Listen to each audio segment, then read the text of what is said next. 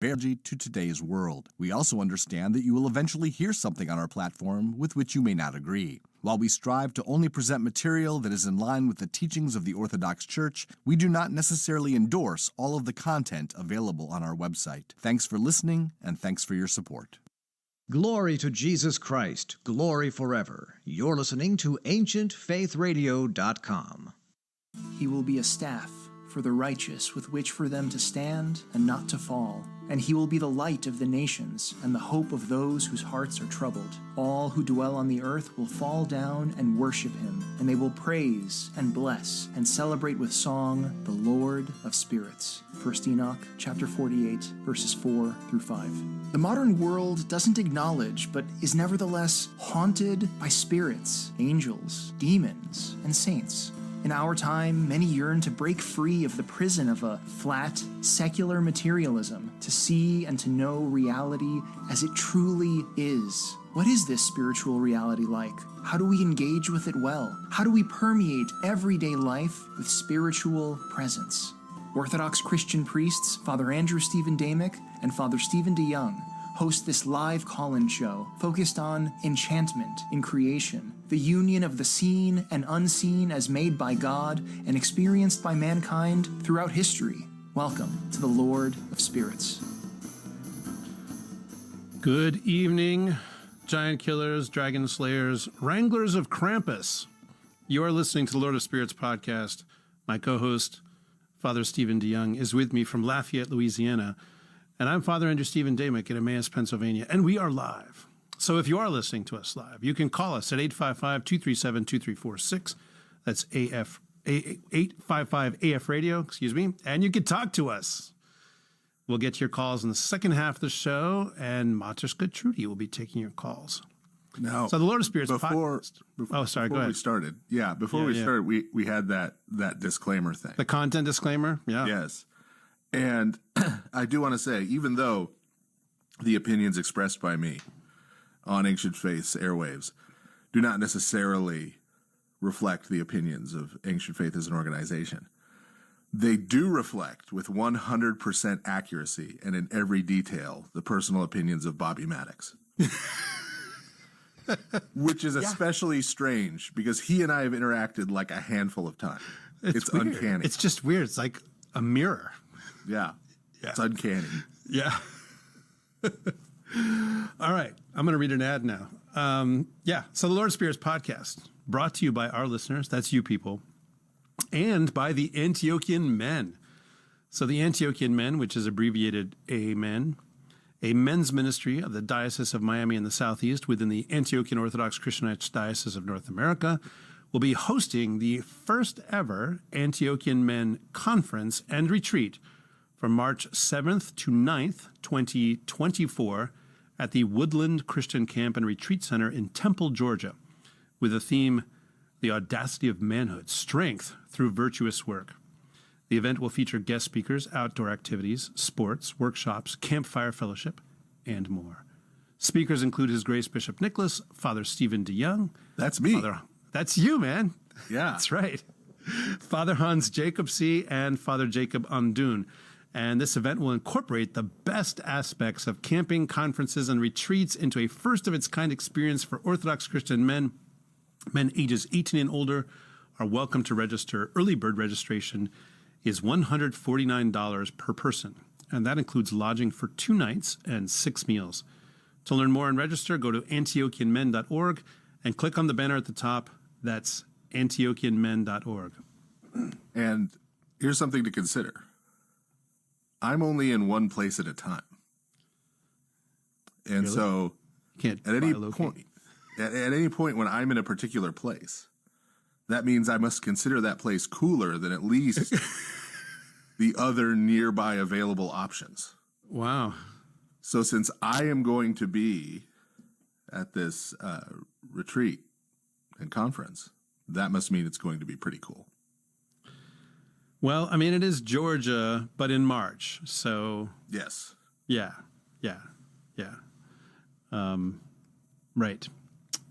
Right. Well, anyway, tonight we're talking about technology. This is something a lot of you people have asked us about, and even though it's been discussed every so often in a number of episodes, we've never dedicated a whole episode to it and taken that deep dive that I know a lot of you are ready for. Now, some of our listeners may not remember this, but surely Father Stephen and I remember in 1997, when Skynet became self-aware and launched its war against the human race.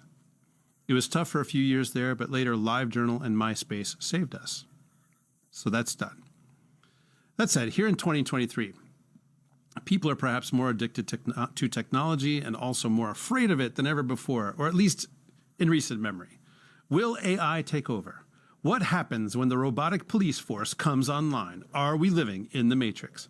Have you or someone you know been assimilated into the Borg collective already? Is transporter technology in fact a Class 1 impossibility? For the answers to all these questions, you will have to listen to some other podcast. So what are we talking about anyway, Father? I will say that could be how I get around this one place at a time issue. Okay. You could get the transporter technology and get a whole Thomas Riker situation going on. Oh, that's true. Then you'll have to wear fake glue-on sideburns, though. So, yes. Well, that out. He will. I'll be Thomas fine. DeYoung. Yes, he will have to. We'll call him James DeYoung, because isn't that your actual middle name? Yeah, yes, James DeYoung. Yeah. And then and he'll be slightly lower ranking and have a different colored uniform. That was one of my favorite bits. And then he shows up again, right, as one of the Maquis, as I recall. Deep Space Nine. Yeah. Yeah, that's right. Yeah. Good times. But yeah, we're not actually going to be talking about Thomas Riker either on this show, as much as that may dash the hopes of many. So what we are going to be talking about is technology, how you define what technology is, how technology relates to how we come to know and interact with the world, where technology comes from. Is it good or bad? Spoilers, bad. Come on. And then ultimately, somewhere down the line, we're gonna get practical about it. Yeah. So, but as usual, we're gonna start in some somewhat rarefied air, not the Neolithic era. We'll start getting back there in the second half, but in the first half, we're actually starting kind of with an earlier episode of the podcast, because we need to go back and review a little. As Stan Lee used to insist at Marvel, every issue is somebody's first issue. I really wish that weren't the case, though. I mean, I know, I understand. There's probably some people for whom this is the first time they've listened to the podcast, but it's like, can you pause and listen to a couple hundred other hours and then get to this episode, if you don't mind? Probably not. Probably not. I do. I mean, the older I get, the more disappointed I feel.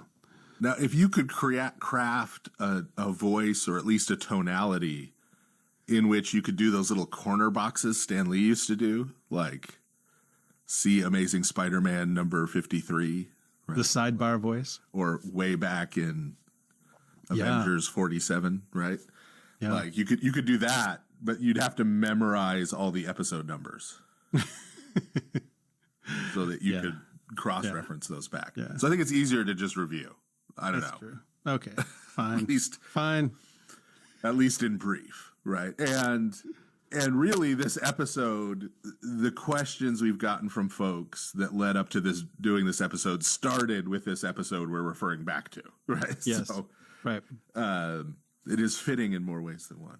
So, the episode we did way back about the news and about the different ways of knowing, we talked about techne as one of the ways of knowing. Techne being the Greek word from which technology, for example, and technical are derived. And techno. Yes. Everybody's... It's EDM now. Oh, We don't call it techno anymore. No, it's EDM. I know. What is the difference between those two genres? Is there any? Yeah, I don't. I'm sure there is some Gen Xer out there who can give us a discourse on the difference between techno, house, industrial, EDM, right? But I am not that person. I was recently informed that there's some genre called, and I'm not kidding about this, chamber pop. And apparently it's not like a pun on chamber pot. It's chamber pop. And it's like pop music with strings or whatever. So figure that out. Yeah. I'd never even heard of this. But so I could do a certain amount of genre hair splitting, but electronic music is not my forte in that regard. Not I am the one. Not nearly European enough. Huh? And far too affirmed in my masculinity. Wow. Getting spicy already. Yeah. We just lost our 10 techno listeners. Yes. I'm sorry, EDM listeners. Yes. I don't know who you were, but yeah. And now I'll never know. So technically is one way of knowing amongst others that we talked about in that episode. The other ones, for the record, were the nous that we talked about as being a sort of spiritual sense and using the term sense in a very literal way. Yeah. That it functions sort of like an eye, an ear, right, a nose, if you will, right? That the nous receives primarily thoughts, but also potentially images, visions, right, what have you, from spiritual reality. And we talked about episteme in that episode, which often gets translated as science in English, which is a type of knowledge. There's dealing with things that could be demonstrated, as in like mathematically demonstrated. Yeah. This is the type of scientific knowledge that scientific materialists say is the only type of knowledge. Yes. The prove it to me kind of knowledge. Right. Yeah. You have evidence, prove it to me, make a mathematical proof, show me a repeated experiment, right, etc. And then the other two are kind of related. Prudence, which is phronesis in Greek, is usually translated in English as prudence, is sort of moral reasoning, knowing what to do in a given situation. Yeah. And then wisdom, Sophia, right? And wisdom is the ability to recognize patterns and relationships within creation. So not patterns in the sense of that we talk about like scientific laws or something, but just in the way that things work, being able to see those patterns and then apply them, right, to day-to-day life. And it's possible for someone to be very advanced in any one of those ways of knowing and not be very advanced in the others. Sure. So, with the nous, right, you have the monastic who has, received the vision of Christ in his uncreated glory, but couldn't do a calculus problem to save his life, right? Can't quote Shakespeare, right? Isn't educated in that sense, right? Yeah. Or you have people who have advanced scientific and mathematical knowledge, but no spiritual sense whatsoever. Right? And you have people who are very wise, but do not necessarily have a lot of book learning. You have people who live very morally good lives in the world, but don't necessarily have a lot of book learning. You have people with a lot of book learning who are rather foolish in their personal lives and decision making, etc. Right? And so the fifth one of these was techne, right? Which at the time we defined as sort of literally know-how. Yeah, know-how. Yeah. Right. Knowing how to do things, right? knowing how to manipulate things in the world, right? And to bring about certain results, right? So, and again, someone can be very advanced in this, in a particular area, this or in general, right? There are plenty of handymen out there, probably handy women also, right? You can think of an auto mechanic, right? They may not have a lot of book learning, but they know how to work with machines, right? How to make them go. Think of a pack lead. Things to make us go. Yeah. And so one of the things that distinguishes techne from these other ways of knowing is that techne is not knowledge of a thing or of the relationships between things per se. Yeah, which is kind of questions of how things are. Right. Yeah. So you don't have techne with regard to like an object. Yeah. Right. You don't have techne with regard to a chair. Yeah. The question with techne is not what is it? Right. That's not the question. Now, techne would be knowing how to make a chair. Right. Right. But knowing how to make a chair or how to fix a chair is not the same thing as knowledge of the chair itself. Or knowing how to use a chair in a wrestling move, which I've seen. Right. Which is a separate set of techne. Yes. Yeah. Yeah. Although almost everybody has banned unprotected chair shots. You got to take shots to the back, not the head. I mean, you would concussion protocols. Yeah. So, and it's not necessarily the knowledge of relationships between things. Like when we're talking about wisdom or prudence being, relations between people in terms of morality and ethics. Right. Techne is not necessarily knowledge of existing relationships between things, but it is a knowledge of the potential relationships between things. Right. So very philosophical. Right. Don't worry, people. We'll reify this a little bit. Don't worry. Yeah. Yeah. We'll get there. Yeah. We'll come back down to earth. But so if you think about, right, there's a rock on the ground, right? And so you have a person who is very advanced in techne. So this is a very skilled person. This is a skilled worker, advanced in knowing how to do things, right? So he may not be able to tell you exactly what type of rock it is or the mineral base or what elements compose the rock, right? The way the geologist does, right? And he may not be able to tell you how that rock got there, right? Whether it's from erosion of the surrounding area, et cetera, et cetera. But he can look at that rock and come up with uses for that rock. He can look at that rock and say, well, I could fit this rock in with these other rocks to make a wall, right? Or this is a rock of the right size and shape and smoothness. I could use this to make, right, a grinder to grind grain, right? So that's technique. How could I use this object that I find? What relationships could I put this rock into with other things, right, in order to produce some result? Yeah, it's about accomplishing purposes. Right. Yeah. Right. And so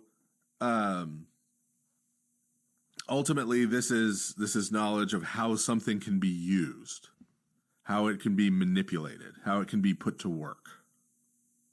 Right? That's what we're talking about when we're talking about technique. It's an instrumental kind of knowledge, meaning I know how I can use this thing as an instrument to accomplish something else. Right? I know how I can use this thing.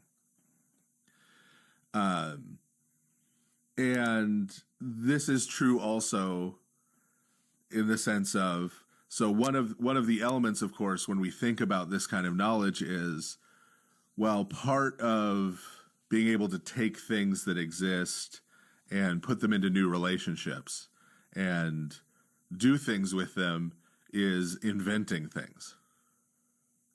Right. I mean, and we tend to think of Like when we use the word invention or inventing, I mean, most of us think now about, some guy with spectacles sitting up in his attic creating some new machine or whatever.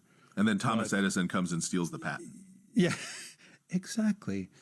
An inventor. But invention, at least in English, has had a longer and broader history than that. It's often been used in literary contexts. So like an author engages in invention.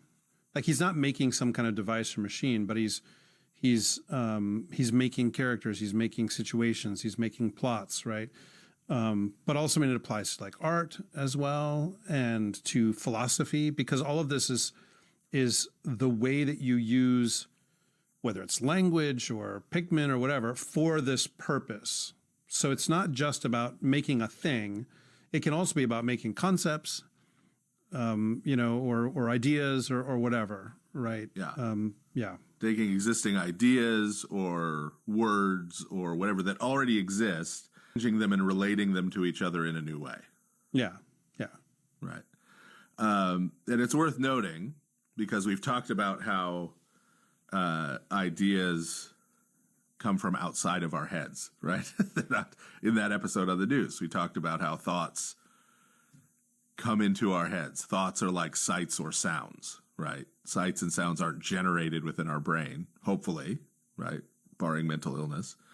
But or substances. They are received, right? Yeah. In the same way, thoughts are received, right? And ideas are received. And so this is actually included in the word invent. Right. And I don't even have the jingle ready, but etymologically, and the thing is, this is one that I did not look up. It's one that you informed me of, but I'm always happy to receive new etymologies. Invent, so that vent is from, I think it's from Latin via French, probably looking at it. But it means, to come, or and then invent is to come in. So the idea is that it's something that comes in. Like that's what literally invent means, is it comes in. Right. And so it just came to me. Yeah, but it doesn't, it's not created ex nihilo. Right. Comes from somewhere else. In a sense, it already exists, but it comes, but it is brought into existence, right? Which is not exactly the same thing. As we've talked about before when we talk about different aspects of creation.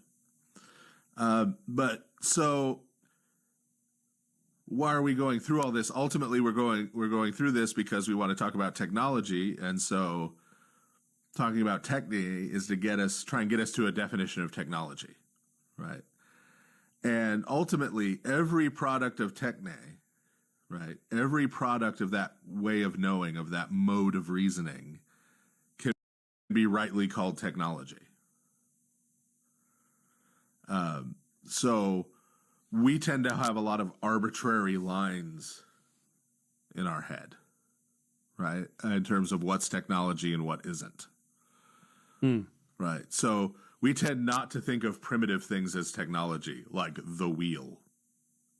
Right. Right. Or a saddle. Right. Or a cart. Right. But these are things that were technological innovations at one point. Right. At some point in the past, this was a thing that humanity did not have, and then it had them, and then it spread. Right. So, and to me, and I know I'm not going to offend anybody with this, because I know we don't have any Amish listeners, because this is internet radio. But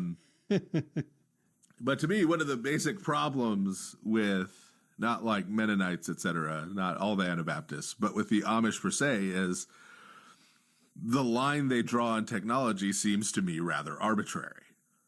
Yeah, I mean, they're using, horse-drawn wagons. That's technology. That was technology at a certain point. They're using hats. That's technology. They're clearly using razors to get rid of the mustache. You go to the barn raising, right? That's technological, right? They did not have barns constructed in that way for most of human history, right? And so it's just a certain point is chosen and this far, no farther, right? And we won't go past that. But the reality is, as soon as someone looks at a rock, our Techne example, right? As soon as someone looks at a rock and decides to use that rock for something, we've entered into the realm of technology. Yeah. They use it to build a wall. They use it to throw at someone or hit someone with. They use it to grind grain, right? Whatever they use it for, it's now technology, right? By the fact that they've taken it and put it to use. So bad news to all the anarcho-primitivists out there. You can't even use rock and be consistent with your philosophy. Yeah. There's no way to not do technology as a human.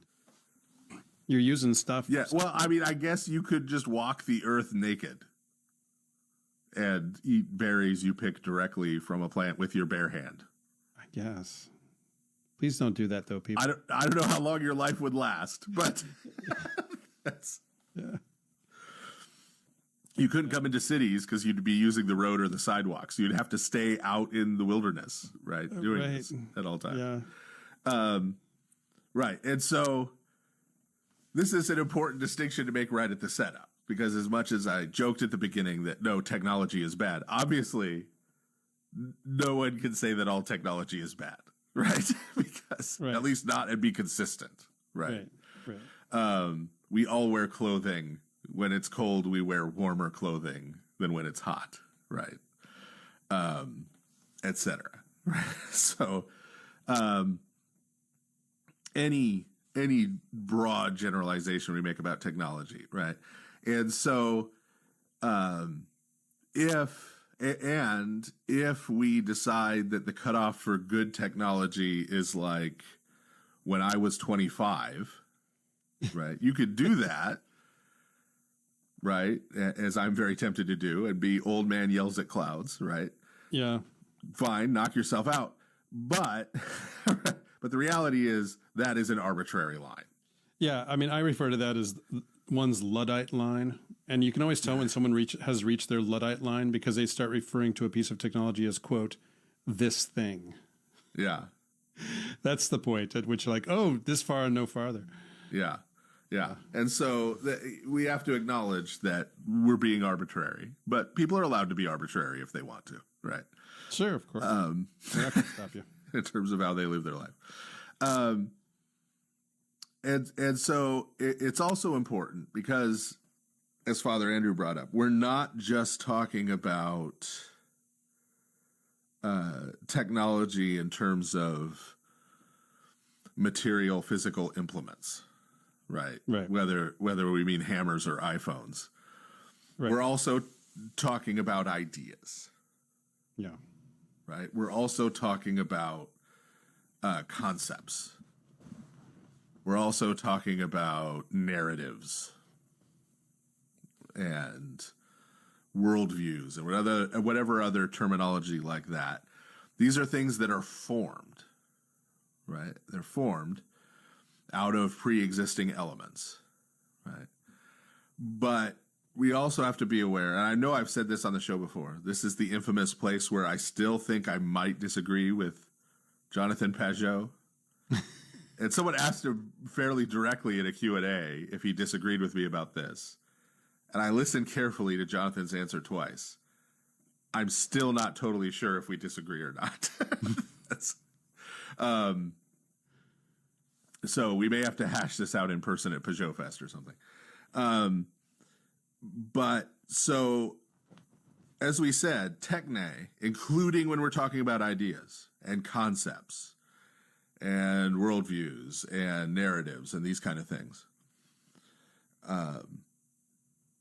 all of that, this is instrumental knowledge. Yeah. This is instrumental knowledge. How to know how. Yes. And so because it is instrumental, this means ideas and concepts and these things are instruments. They are not things in themselves that exist. and therefore they don't have agency. They can't do things, right? So if we're talking about an iPhone can't do things by itself. You may have realized that yours is listening to you and giving you ad recommendations based on stuff you said around it, right? But it's still not actually the iPhone doing that. It's a piece of software installed on your phone by a human who created that piece of software, who is harvesting your data, right? The phone itself is not the agent of this, right? Any more than a hammer can drive a nail by itself. Any more than a gun can shoot someone by itself, right? So the concept of fill in the blank can't do anything by itself. And this is a sorry atheists thing, right? Because often you will hear our atheist friends say things like, religion is responsible for all the evil in the world. Yeah. Or religion is responsible for all the wars in history, right?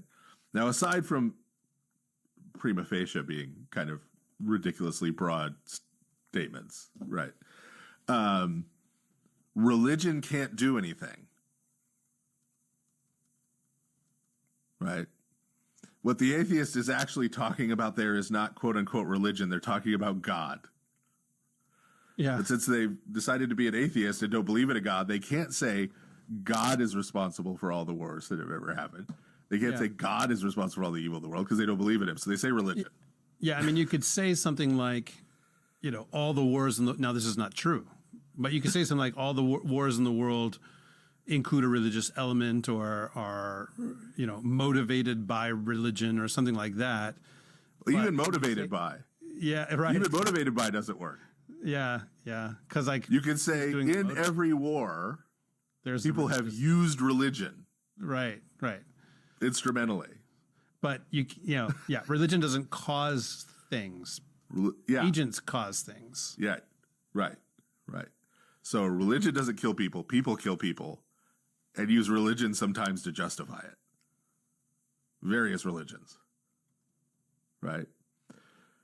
But religion, an idea, right, can't cause anyone to do anything.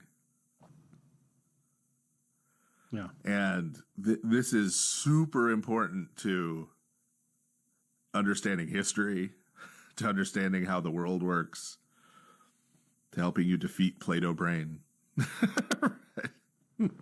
Plato being the idealist of all idealists. Right. And you can see this, my completely non-controversial example of the North American slave trade. Right. The North American slave trade was not caused by racism. The North American slave trade was not caused by there being verses in the New Testament that talk about slavery that don't outright condemn it. That idea is ridiculous and ahistorical. If you look at the actual history, what happened was people had a need to harvest crops like sugarcane in the New World. The average lifespan of a worker on a sugar plantation in the 18th and 19th century was 2 years. Yeah. That's how brutal the work was. Okay. You can't hire someone to do that. No, they're right. Okay. They needed slavery. Yeah, they had to force people to do it. And after the North Atlantic slave trade began, what do you see? You see in scientific circles, scientists, these are the objective ones, right? Scientists start crafting bogus race science. They start measuring skulls, right? They start doing all this nonsense, right? This bogus racial science to justify what they were already doing. Yeah, I mean the rise of especially American phenotype racism is, crappy 19th century science. Yes, really. After and then you start getting, theology, right? Also trying to justify it as right. well, right? Because you have Protestants in the American South participating in the slave trade, that obviously rubs pretty rough against Christianity.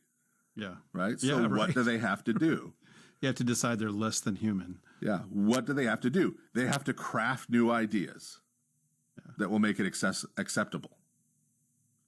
Yep. Right?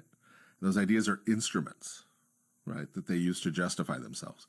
But those ideas are epiphenomenal. They arise after the fact, right, of what people are doing, and then those ideas get used by people to various purposes. And once those ideas are around, right, racism doesn't cause anyone to do anything. People appeal to racist ideas in order to do things. Yeah, I mean, in order to motivate certain people, justify behavior, divide people from each other, whatever they want to do. Yeah. Right? I mean, we've said this in 100 different ways now, which is that conviction follows conditioning. You know, beliefs of whatever kind they flow out of actions, you know, and then they're used to reinforce them. There's a feedback loop for sure, but that's the way that it actually goes. Yes. So, having beaten that possibly near dead horse enough, which is just a bizarrely cruel turn of phrase too, isn't it? Right? Like, I don't know the origins of that one. We can't. Dead horse. Right? Yeah. I'm gonna look that one up. Like we can't talk about moving on from a topic without referring to beating horses to death and then continuing to beat them even after they're dead. But apparently comes from mid-19th century, so roughly contemporaneous. There we with go. other things Same we place were where talking about. Has anything good come out of the 19th century?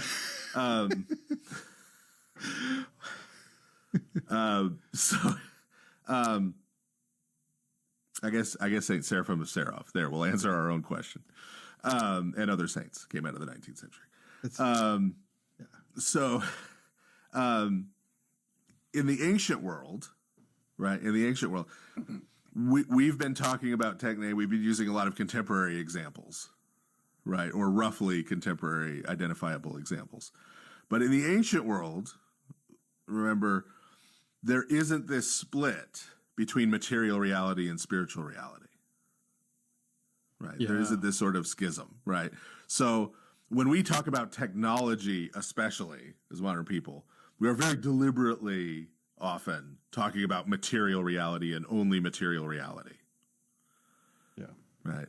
In fact, a lot of the approaches to the question we're talking about tonight in general, the question of technology and the Christian faith, are approached in a way that, well, the Christian faith is one thing over here, and then technology, and it's a spiritual thing, and then there's technology, this material thing over there, right? Yeah, I mean, when you say the word technology, people think of computers. Yes. Yeah. And phones, and yeah. So, but there is not this split in the ancient world. And so techne was also something that extended into spiritual reality. There was an idea of spiritual technology, essentially, right, in the ancient world. And there have been several examples of this that we've talked about before on the show. And this is part of the questions we get about techne, right, and its relationship to some of these other things. One of them, of course, probably the most obvious, is magic, right? And in fact, the understanding of techne is part of what defines magic per se, Yeah. right, over against other elements of pagan religion, Right. in the ancient world. And magic is a kind of spiritual technology that brings about a result sort of in and of itself. Yeah, it's about the recipe. Get the recipe right, and you will always get this result. Right. You know, right. that the So only it's agent involved is basically the human, you know, and he's just manipulating stuff, basically. Right.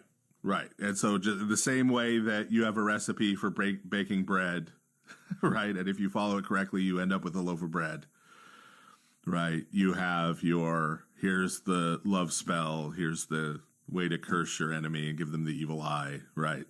Yeah. these various things.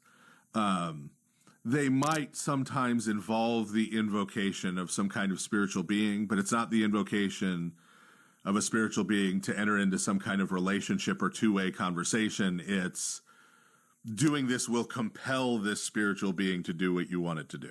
Yes, exactly. Right, without it having any say in the matter. Right.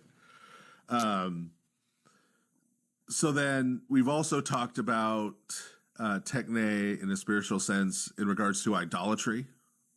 Yeah, which is, since this is everybody's first episode. This is somebody's first episode. Everybody's first episode. We don't have 100% turnover from episode to episode, I don't think. Although we're working on it, right? You're trying to offend as many people as possible. I already got rid of all the Amish. And everybody who's into house music, I think, are gone already. EDM. Yeah, I mean, so idolatry, it's the use of images in a particular way in order to trap and manipulate a god. But there is a strong sense that the god or the spirit has agency, right? So there's a kind of relationship involved there. And, it's funny, like, I've noticed that sometimes people, I think, are hesitant to think of idolatry and sacrifice to gods as being technology. And I think that's because our modern experience of quote unquote religion is that it's this special thing you do maybe one day a week, right? It's this special thing you do, right? But this was underlined for me recently because I've been, over the last week or so, I've been reading the Iliad, which in between, graphic descriptions of people's heads coming off because there's a lot of fighting in the Iliad. I mean, a lot. Like, it is very cinematic in its detail. Yeah, I used to have a set of Homeric Greek flashcards. And by used to, I mean like, nice. like 25, 30 years ago. Yeah.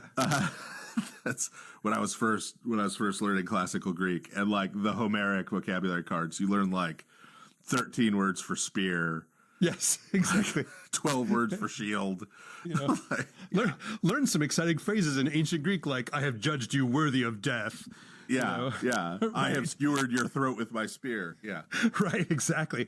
And so here's the thing that's interesting about reading the Iliad, which it's been a long time since I've read it, so I really recommend this to everybody. Actually, and that's bold. I'm recommending Homer. You're going out on a limb there. Yeah, I know. The Robert Fagel's translation is great. But one of the things that's interesting in this regard about that is almost any time one of the characters, one of these heroes, decides he's going to go and take on his enemies, or he sees them coming at him, or whatever it is, almost every time they will offer up a sacrifice. Like it's constant. I have lost count of how many sacrifices have been offered in the maybe 4 or 5 days that have taken place in the events that I've been reading. There's a lot of them. And some of them, it's, the full barbecue, right? And I mean, literally it's talking about how juicy it is and all this kind of stuff.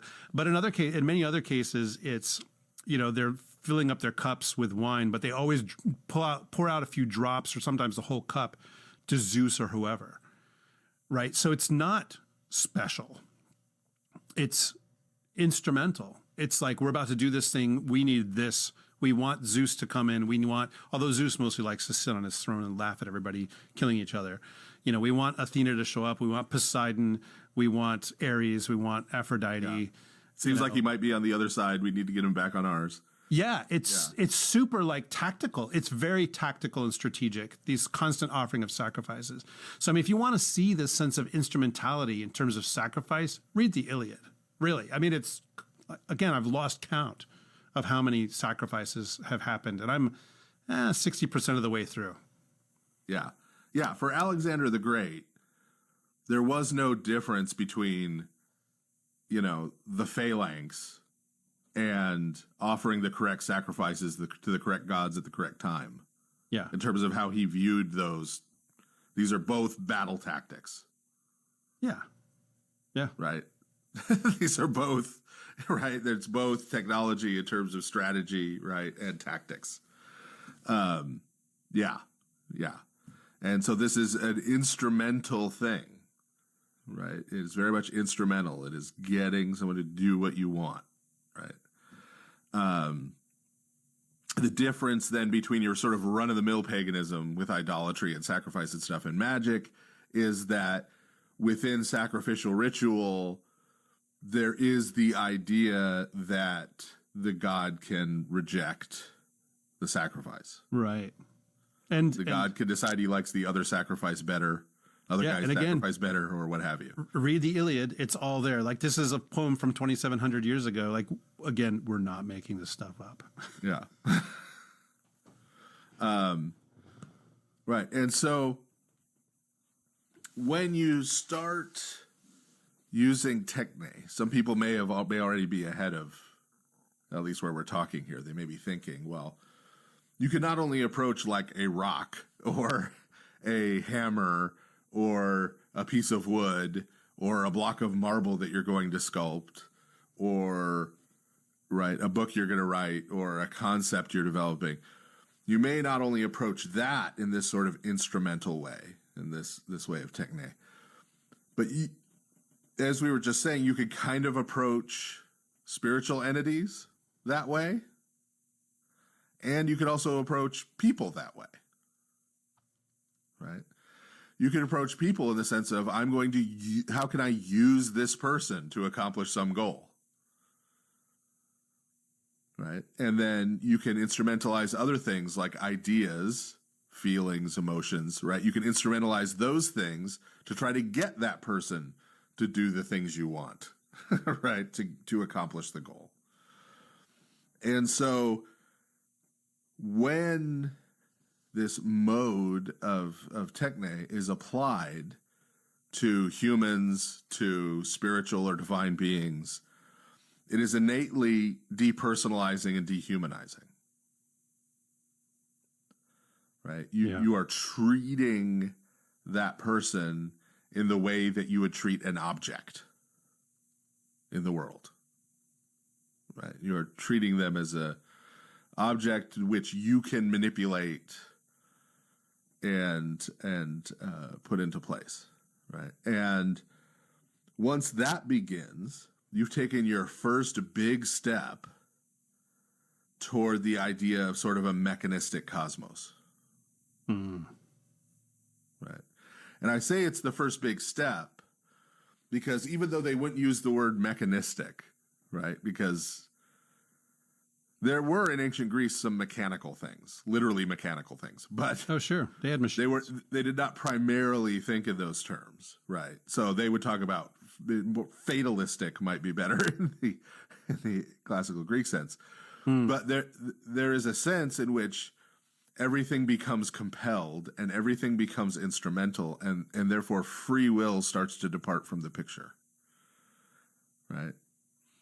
And as we move into the modern period and the spiritual realm gets sort of lopped off, either separated out so it's irrelevant to the world or denied outright later on, this becomes a kind of materialist determinism. Right? So I know we have some listeners, at least, who are at least around in contemporary philosophical circles. This is the cause du jour is, hey, can any philosopher out there come up with a way that anyone can have anything like free will? Yeah. Because everything has become instrumentalized. Everything has become mechanical. Everything has become clockwork. Yeah, it's all just atoms banging against each other. Right. Such that even my attempts to instrumentalize the people and things around me are just the effect of a cause that's causing me to do that. Right. And there's just sort of this endless chain with no original instrumentalizer now, right? Because we don't even have deists anymore. There's no original instrumentalizer whose ultimate purpose is being accomplished by this complex chain of dominoes falling. It's just dominoes all the way down. right? With no purpose, right? At least our Calvinist friends, I'll say something positive. I usually pick on them. But at least our Calvinist friends have some kind of God, right? Who kicked over the first domino and set up all the dominoes in the first place to accomplish something, right? So there is still some sense of meaning there, even though things then are essentially mechanistic after that. Right. In the modern world, our atheist friends, there's not even that. Yeah. Right. And so you can no more for the majority opinion among philosophers. Now, I think I can safely say is that there is no free will. And therefore, right, you can no more decide what you're going to do any given day than a domino can decide which direction it's going to fall. Right. And that's it. That's everything is techne, right? Everything is techne. So, yeah. So, I didn't say this was going to be a happy episode with a feel-good ending. I never said that. Let the record show. Got a nice beat. You can dance to it. Yeah. Now we're back to EDM. Anyway. I wasn't expecting that when we started this episode. So, and all of that points to the fact that in the West, insofar as we could, I don't even like referring to the West anymore because I think it's a false construct. But I mean, really what I'm meaning here is in Western European civilization, right? And its heirs in other parts of the world. Techne really triumphed as a way of knowing. Yeah. I think you need look no further than secularism and scientific materialism to demonstrate that has come to predominate to demonstrate that. But it started a lot earlier than that, right? So an example, atonement theories, right?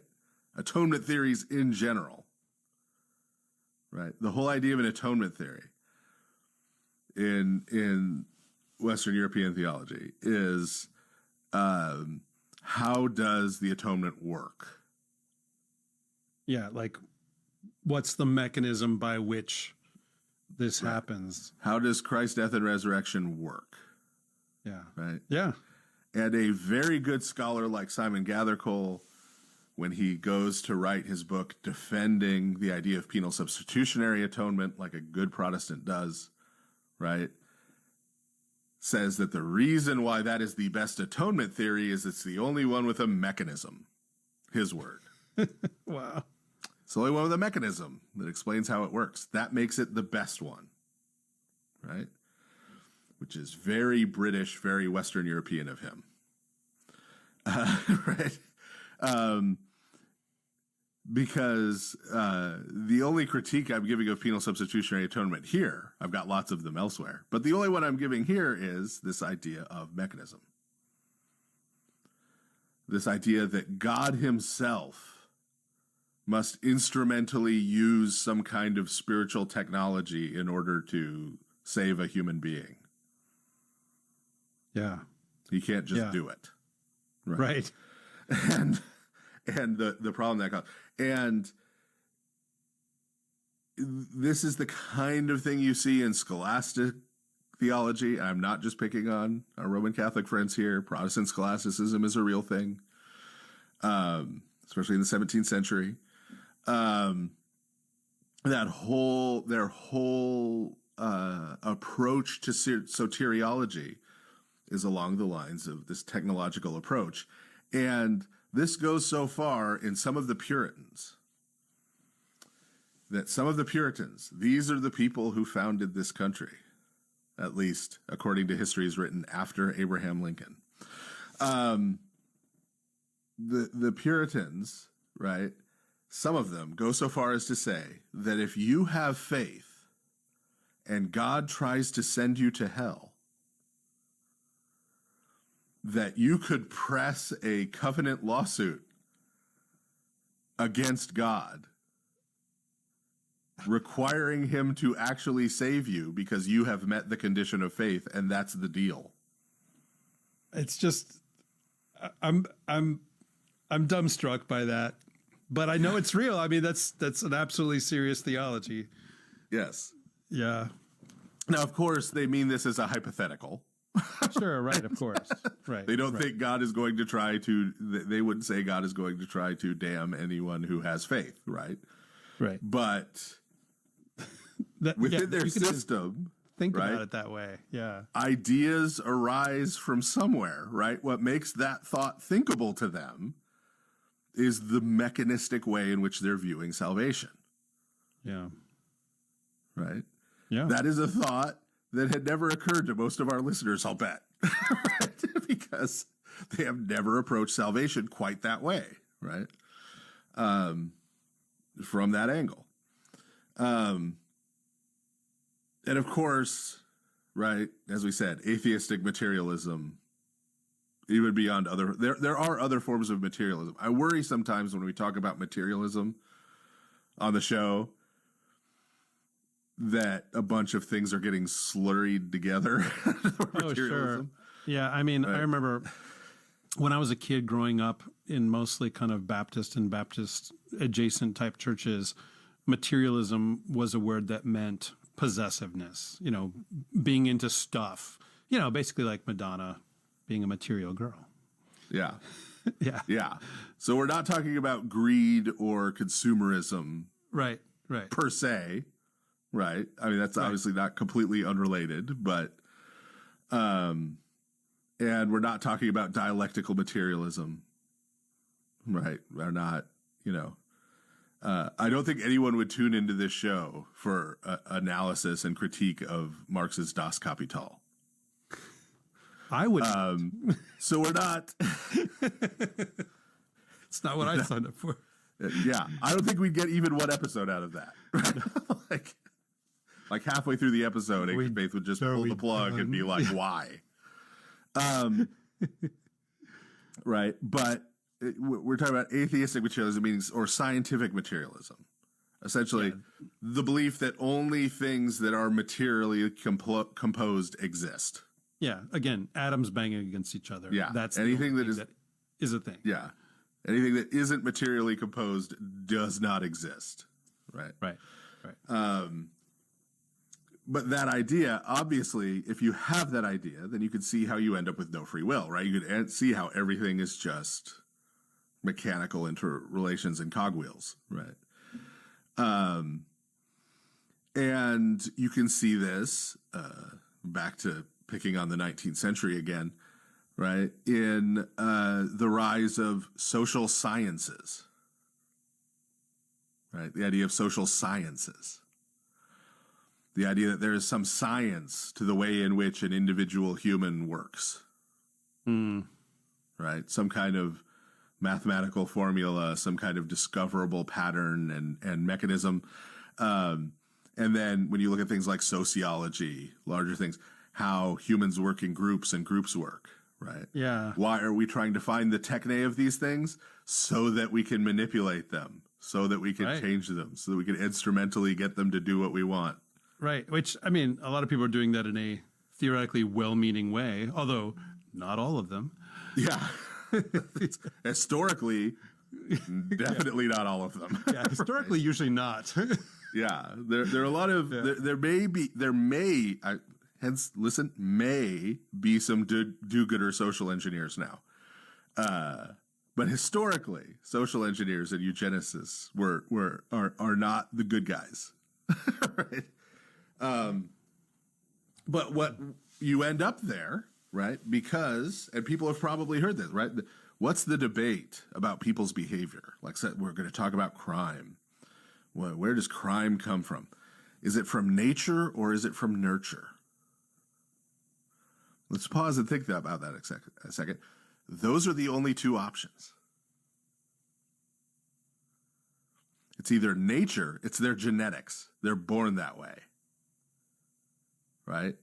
And so if you come down on that side, that's where you get eugenics.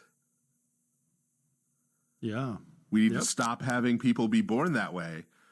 We need to get them to be born another way. We need to get rid of all the people who are born that way and or not let them reproduce. Almost all the horrors of the 20th century, right there, right? And if you want the rest of the horrors of the 20th century, then on the other side are the people who decide it's nurture. It's their environment, right? Therefore, we must re-engineer society to create the new man, right? We can socially engineer this and give people these experiences and these structures that will create a different kind of person. And we will put an end to this. Here comes tyranny, right? For your own good. Right. Between those two poles, right? Yeah. But those are the only two ways for humanity to improve once you embrace this kind of scientific materialism and this instrumental technological, right, view of the world. Those are the two options you have. Those are the two poles you have to bounce between, right?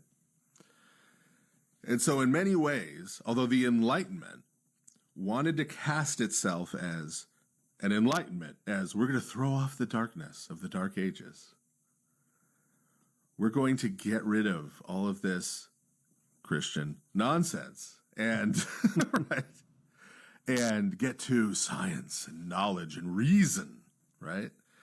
All of these good things. It's not a coincidence that this went hand in hand with a return to pagan literature, right? Pagan art. Because it is essentially a revival of the same worldview that was held by paganism. Yeah. Deterministic, fatalistic, mechanistic. Right? And manipulable. I don't know. Yeah. Able to be manipulated. Yeah. I mean, it's in so many ways, the Enlightenment is essentially a kind of reframing of paganism. But now instead of, gods named Zeus and Odin or whatever, it's, gods named progress and whatever else. Yes. The economy. Yeah. Yeah. Yeah. Yep. Yep. It's not going to get much happier from here, guys. I'm warning you. This is like the end of season 2 of Battlestar Galactica. Like, ooh. It's going to get a lot worse before it gets any better. The one with Lorne Greene, or no, that was the happy one. I know, that was the happy, nice Battlestar Galactica. Those were the where friendly Starbuck Mormons in space. Where Starbuck was still a guy. Yeah. All right. Well, that said, we're going to go ahead and take our first break, and we'll be right back with the second half of this episode of the Lord of Spirits. Father Andrew Stephen Damick and Father Stephen DeYoung will be back in a moment to take your calls on the next part of the Lord of Spirits. Give them a call at 855-237-2346. That's 855-AF-RADIO.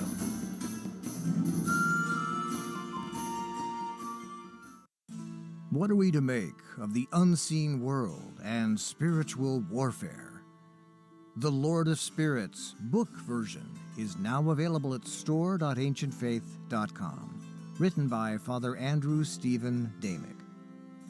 To the modern mind, dragons and demons are just the inner demons of psychology. And angels are often reducible to the better angels of our nature, that is, to our better human impulses and virtues. Talk of spirits is really about psychology. But to the ancient mind of millennia ago, even up to the pre-modern mind of just centuries ago, these are real beings with personal presence who inhabit our world and affect us. Father Andrew provides a distillation and explanation of the material in the popular podcast, The Lord of Spirits, which he co-hosts with Father Stephen DeYoung. Get this brand new book today at store.ancientfaith.com. That's store.ancientfaith.com. We're back now with the Lord of Spirits, with Father Andrew Stephen Damick and Father Stephen DeYoung. If you have a question, call now at 855-237-2346. 855-2346. That's 855-AF-RADIO. Yeah, everybody should buy that book. Yeah, we're kind of preaching to the choir on this one. I know, but I mean, these are the people who are going to Did you know that your new book is based on the podcast that you host with me? I've heard that. Yes. I wish I could remember the name. I know. But, I mean, especially for people for whom this is their first episode, since we've talked to two of them and about that them is several possible. times. Yes. That book might help you out, everybody. I'm not saying don't listen to all the 200 plus hours of other stuff, but if you're looking to jump in, that book could probably help you do that. So, that's one of its purposes. So, yeah. And as somebody who has like 163 hours into Baldur's Gate 3, I don't know who you are who's complaining that that's too much to listen to. It's true. Yeah. Yeah. Because I don't know how you find Father Andrew, but I am at least as entertaining as that game. Yeah. So anyway, welcome back, everybody. It's the second half of this episode of the Lord of Spirits. We're talking about technology. And as we just said in the first half, it's about instrumentalizing in all the ways that means. So speaking of the ancient world, where did it all come from? Yeah. Where will it go? Take us back. Oh, yeah. So now we're going back to the, not quite the Neolithic era. We're not going back quite that far. Yeah. Mainly because we don't have anything written from then, because there wasn't writing. No. No, we have rocks and scratches and some tombs. Yeah. And so while there was technology, as we already mentioned, right, there was technology. As soon as somebody figured out a way to tie a rock onto the end of a stick and make a spear, right, which are depicted in those early cave paintings, technology, we don't know, we don't have the stories from those people in terms of how they understood the origin of technology. Yeah, we don't know what they thought about it. We don't have, I mean, it is a true Dark Ages, right? In the sense of like, which that was the original meaning of that, everybody, by the way, is that it was a period where there wasn't much literature being produced. That's all that really meant was. So we sort of can't get back to it in the published. Right. So we don't know that much about that. It wasn't like all is dark and evil and, whatever, and ignorance rules everyone, which is how we depict it now, at least how the Enlightenment often depicted, So, yeah. Yeah. I imagine when they first started making like metal bladed knives, there was some guy with like a sharp rock going like, these kids, but we don't know that for sure. Yeah, exactly. Because he didn't write anything. Yeah. So by the way, we actually do have someone calling in that has a question about magic. So Joseph, are you there? Can you hear us? Yes. Hi, fathers. Welcome to the Lord of Spirits podcast. We're hopefully this is not a deck building question, because I'm not really. Yeah. Thank you, fathers, for having me. My question is tangentially related to both, I think, techne and magic, and I hope I phrase this correctly. But okay. In a previous episode, it was mentioned, if I understood correctly, that magic was understood as a way to sort of force the gods to do what you wanted them to do, and it was using a certain formula. So I guess my question has two parts. How would you explicitly differentiate magic from techne? And then also connected to the formula aspect, what differentiates, I guess, the Eucharistic prayer in Divine Liturgy, since it uses the same phrasing on a weekly basis? Like, how would you differentiate that from magic, since we're attempting to get God to bless, our offering every week? Yeah. Well, okay. So there's a couple things I'll say. Number one, magic is a subset of techne. So it's a particular kind of instrumentalization. Okay? And the point is that if you do it right, then you will always get a certain result. It may involve trying to force gods to do stuff, but it may not. It also may be just sort of about, manipulating the elements of the world, that kind of thing.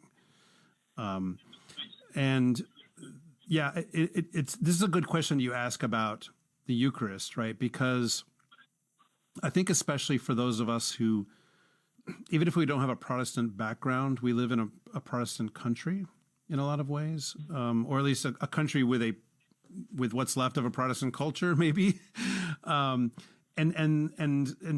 at least American Protestantism is not that ritualistic in its worship, so it tends to present itself in a much more kind of informal way, right? And so therefore, when you see complex worship, people sometimes look at that and say, you're doing magical spells, right? Because of the complexity of it, right? But here's the really important thing. Just because there's a complex method to something does not make it magic. Magic is about guaranteed results and about the actions themselves doing the thing. The Eucharist is explicitly a request, a prayer to God to do something. Right? He does not have to do it. Now, he is the one who himself gave it. I mean, we see that in the Gospels. He gives the Eucharist to us to do and commands us to do it. So this is not something that we dreamed up to force God to do anything. This is something he gave us to do, something he is doing that he's inviting us to participate in and tells us how to do that. Right? So it's not magic because it doesn't happen because the priest does the technique right, which is why, for instance, variations between Eucharistic liturgies that exist between traditions or sometimes represent completely other rituals, right? So the Eucharistic liturgy of the Byzantine tradition is quite different from the Eucharistic liturgy of the Latin tradition. Even prior to the Great Schism, they were quite different from each other. And yet they still both were the Eucharist. If it was magic, then the technique would need to be essentially the same, right? Because if you're going to get the thing to do what you want it to do, you have to follow the recipe. That's how it works, right? So yeah, it's about prayer, asking God to act.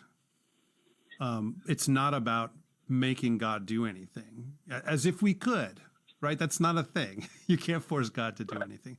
So that's what I would have to say about that. I don't know, Father, you got anything to add or adjust or actually? Well, in terms of the Eucharist, the Eucharist falls within the realm of sacrifice, right? And sacrificial worship, right? So now I'm talking in the general sense. So sacrificial worship in the general sense, which includes the Eucharist, includes pagan animal offerings, includes sacrifices in the Old Testament, right? Sacrifice, broadly, has always included within it the idea, this is what differentiates it from magic, that the God can reject the sacrifice, right? And this was literally institutionalized in the ancient pagan world. This is why you would have a haruspex. A haruspex is haruspex is the Latin word, but this kind of activity predates Rome by a lot in the ancient Near East. But a haruspex is a particular type of priest who practiced extimacy, which is the reading of the entrails of a sacrificed animal. So his whole job, and we have like mocked up kidneys and lungs and things that have inscriptions on them, like made of stone with inscriptions in them that were used to train haruspices, I guess, in their art form. So after the animal was sacrificed, they would go in and get into the guts of the animal literally and look for signs as to whether the god had accepted the sacrifice or not. Right. And so if they found, black spots on certain organs, or we have records in some cases of organs being missing, right? They go in there and one of the major organs, like a heart in one case, is missing. this was taken as this horrible omen that, oh no, the gods have rejected this sacrifice, right? And then you would have to come up with some other actions to figure out why, and then to try to, offer more sacrifices and get them back on your side. Now, obviously, we as Christians don't do all that activity, but the existence of that and the prevalence of that shows that, unlike magic, there is this possibility that even if you do everything right, it might not work, right? Which means that the divine still has its agency, right? In the Old Testament, we find this, it gets to the point in the prophets where God tells them to stop offering the sacrifices. Because he says, your hearts are far from me, you're behaving however you want, and then coming and offering sacrifices, like that makes it okay. Like I have to then forgive you, even though you're not repentant, right? That's not how this works, right? So God makes clear through his prophets in the Old Testament that he retains his autonomy, right? Sacrifice does not operate in this mechanistic way. And even within some of the prayers of the Eucharist, right? So, for example, in the Liturgy of St. Basil the Great, I pray a prayer. It's often done silently, so everyone may not hear it. But I pray a prayer asking God not to withhold the grace of the Holy Spirit from the gifts because of my sins as a priest. Yeah, which suggests that that's a thing. Yeah, that suggests that that's a possibility, right? That is within it acknowledging the possibility that God could say to me or to my congregation or to some portion of the church what he said to ancient Israel. No, stop. Repent first. Right? So that is a live possibility there. What I'm about to say is not me taking a cheap shot at our Roman Catholic friends. It is me trying to avoid taking a cheap shot at our Roman Catholic friends. I think this would be a worthwhile question about the Eucharist to ask to an informed Roman Catholic person. Because I know the whole hocus pocus thing. I know they have a good answer for that. I am not the person equipped to answer that for them and explain the difference from their perspective. Because there is very much within the Roman Catholic theology of ordination and how they see that as working, and the charisms granted to a priest, a kind of mechanistic view of this, where if he grabs bread and wine and says the words of institution, they automatically become the body and blood of Christ. You can find theological statements that talk about the Roman Catholic priest reaching up into heaven and compelling Christ to come down. So that would be a good question to ask them. I'm sure there are answers from a Roman Catholic perspective. I'm not the one equipped to give them, and so I don't want to caricature them here. Right. Yeah. But if you do get the opportunity to ask somebody, Roman Catholic, and that's somewhere, I'd be interested in reading it, their answer. So, yeah. All right. Does that answer your questions, Joseph? Yes. Thank you, fathers. All right. Thanks for calling in. Okie doke. Well, we're not going Neolithic, but, lithic? No, not even, and definitely not Paleolithic. Yeah. Post-lithic? Yeah. What is our relationship to those rocks? We're going Bronze Age. Okay, yeah. Hey, that's the Iliad again. Yeah. Everything in that thing is bronze. Yeah. But we're even earlier. We're earlier than the yeah. Bronze Age. I won't go down that rabbit trail now about why everything is bronze. But anyway, because it was actually written in the Iron Age. But so we're going back to, and this is a story we've referred to, really a set of stories, set of Babylonian stories that we've referred to before, from the original Babylonian Empire. So we're talking about the middle of the second millennium BC, not the Neo-Babylonian Empire. The Babylonian Empire that we meet in the Bible with Nebuchadnezzar and his Nabopolassar and those folks, That's the Neo-Babylonian Empire that takes Judah into exile. This is the original Babylonian Empire, middle of the 2nd century BC. I was about to try to date it in terms of biblical events, but I'd have to weigh in on the date of the Exodus, and I refused, darn it.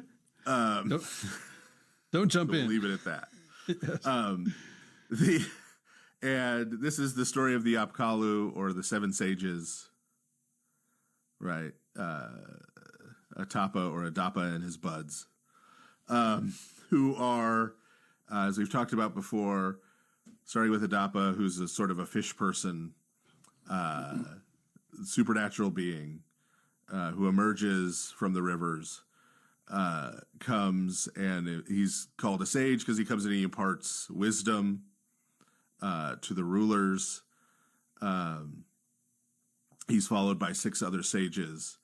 When you look at kings lists from this period, right, the kings before the flood have these Apkallu, these sages, as their advisors, right? And that's sort of why they are able to become king. They have this wisdom from the spiritual realm, from these spiritual beings. And then, as we've talked about before, after the flood, the kings are said to be 2/3 Apkallu, that there's this sort of interbreeding represented, right, within the story. But the Apkallu proper, from before the flood, they end up imprisoned beneath the rivers in the abyss by the gods for having given this knowledge to man. But the importance of the function of this story in the middle of the 2nd millennium BC for the Babylonian Empire. This Babylonian Empire was established by the Amurru, which literally means the Westerners. They came from what's now Syria. Hammurabi being the most famous one, who's a king during this period. They used this story in large part to justify their own reign, in that they claimed to still have this secret wisdom, this given by the Apkallu. Antediluvian knowledge. Yeah, they claim to still have this. And of course, as we've mentioned before on the show, the Amurru are the biblical Amorites. That giant clan, right? Probably the most famous one being Sihon, of Og and Sihon. I say probably the most famous because he's the one we sing about at Christmas. Yeah, or in I think in all of the, why am I blanking on my liturgical language now? The Polyelios. Polyelios, there we go. That's right. Yeah. Yeah. It's not Christmas until Og has been slain. That's on one of my Christmas ornaments, actually. I will stand by that. If you ever find a dead Og Christmas ornament, send it to me. Oh, man. I mean, it will have pride of place. As I say, now that we live in this age where you can literally just order up any kind of merch with anything on it. Yeah. Even if you just have the 3D printer plans, like the file, send that to me. A dead Og Christmas ornament. You're going to get 100 of those. I'm just saying. Cool. I am in for it. You could have an entire Og Christmas tree. My wife has the miniature paints, right? We'll mix in some Warhammer 40K. It'll be all good. Nice. Take pictures. Post them on the So right. So this is sort of this. Right. Now remember, we have to always remember, the earliest written thing we have was very likely not created out of whole cloth. Right. So the Apkallu story is not the origin of anything. We can't say that, right? Because there's untold amounts of ancient literature that either didn't survive or is in a cupboard at the British Museum somewhere, untranslated, right? So we don't know, we can't construct an origin, but this is our earliest so far known version of this story. And this version of the story, by the way, didn't become widely known until about 2010. Like journal articles started being published about the translation of these tablets from which the Apkallu stories come around 2010. So 13 years ago. Right. So who knows what's still out there and what we'll learn in the future. Yeah. But this is at least a representation, middle of second millennium BC, about the origins of technology, right? About the origins of this kind of techne kind of knowledge, right? And we see, just as, and we've talked about this a lot, as we see in the scriptures, we see sort of the God-given take, right, on a number of these stories, like the flood, right? We see in Genesis the God-given take of this kind of story, right? And this is in the period leading up to the flood, particularly associated with the line of Cain as it plays out in his genealogy, especially at the end of his genealogy in Genesis 4. Yeah. So the end being Lamech. Yeah. Not the same guy that's the father of Noah. No. Just has the same name. Apparently it was a common name Yes. in the last antediluvian generation. Yeah. Yeah. So, okay. So Genesis chapter 4, verses 19 through 24. And Lamech took 2 wives. The name of the one was Ada, and the name of the other was Zillah. Ada bore Jabal. He was the father of those who dwell in tents and have livestock. His brother's name was Jubal. He was the father of all those who play the lyre and pipe. Zillah also bore Tubal-Cain. He was the forger of all instruments of bronze and iron. The sister of Tubal-Cain was Naamah. Lamech said to his wives, Ada and Zillah, hear my voice, you wives of Lamech. Listen to what I say. I have killed a man for wounding me, a young man for striking me. If Cain's revenge is 7-fold, then Lamech's is 77-fold.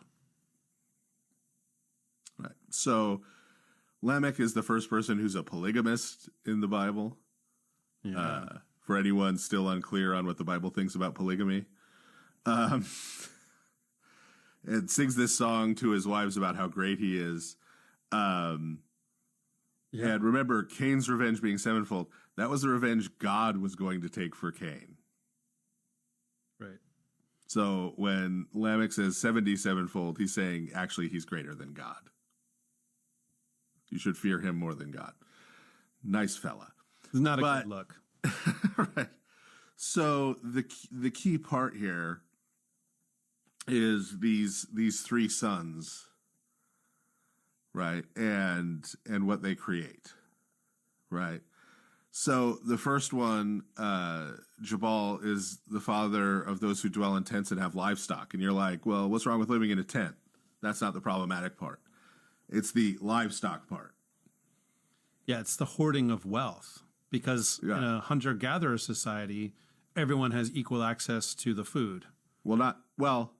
See, you missed a piece there, Father Andrew. Oh, excuse me. They're not supposed to be eating animals yet.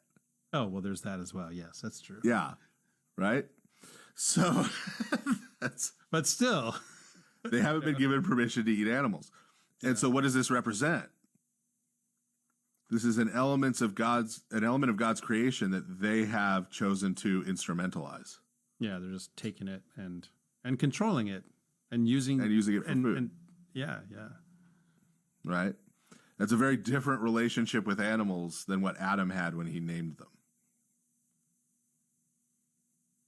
Right? Yep. Raising them for slaughter. So there's a shift, and that's technology, right?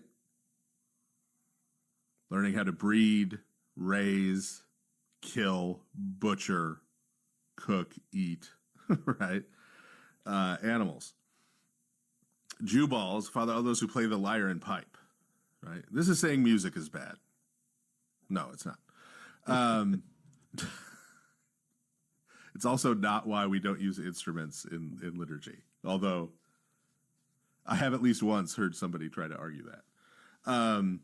Wow. Right. So the lyre and the pipe, as they're translated here, the idea here is that this is a particular type of music. This is a type of music used in pagan festivals and pagan rites. And so this is actually a kind of spiritual technology that they're talking about him devising. Right.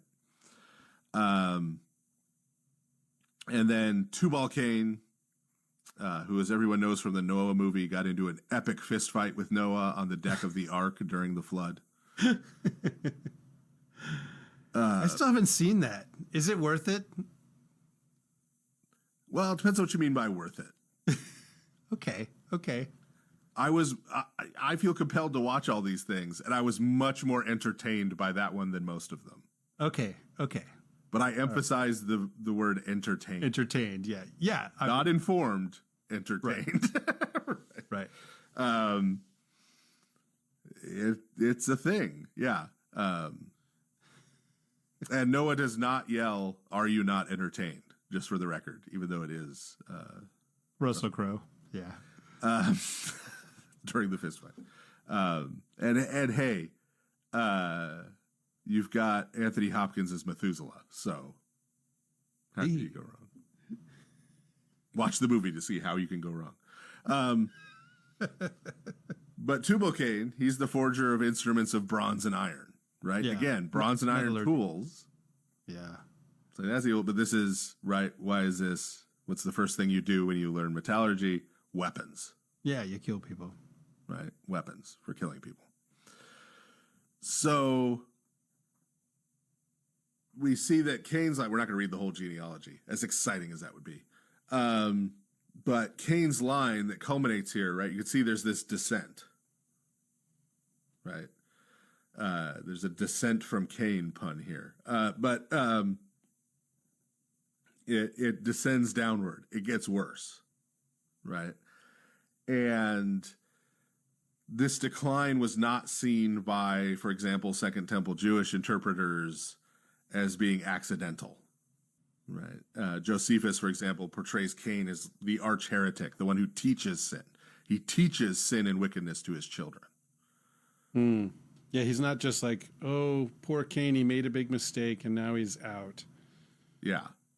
But he remained actively evil, right? Yeah, he's a villain. Yeah. Right. And so this continues, right? And it's out of this descent, right, that we see this technology emerging. Right.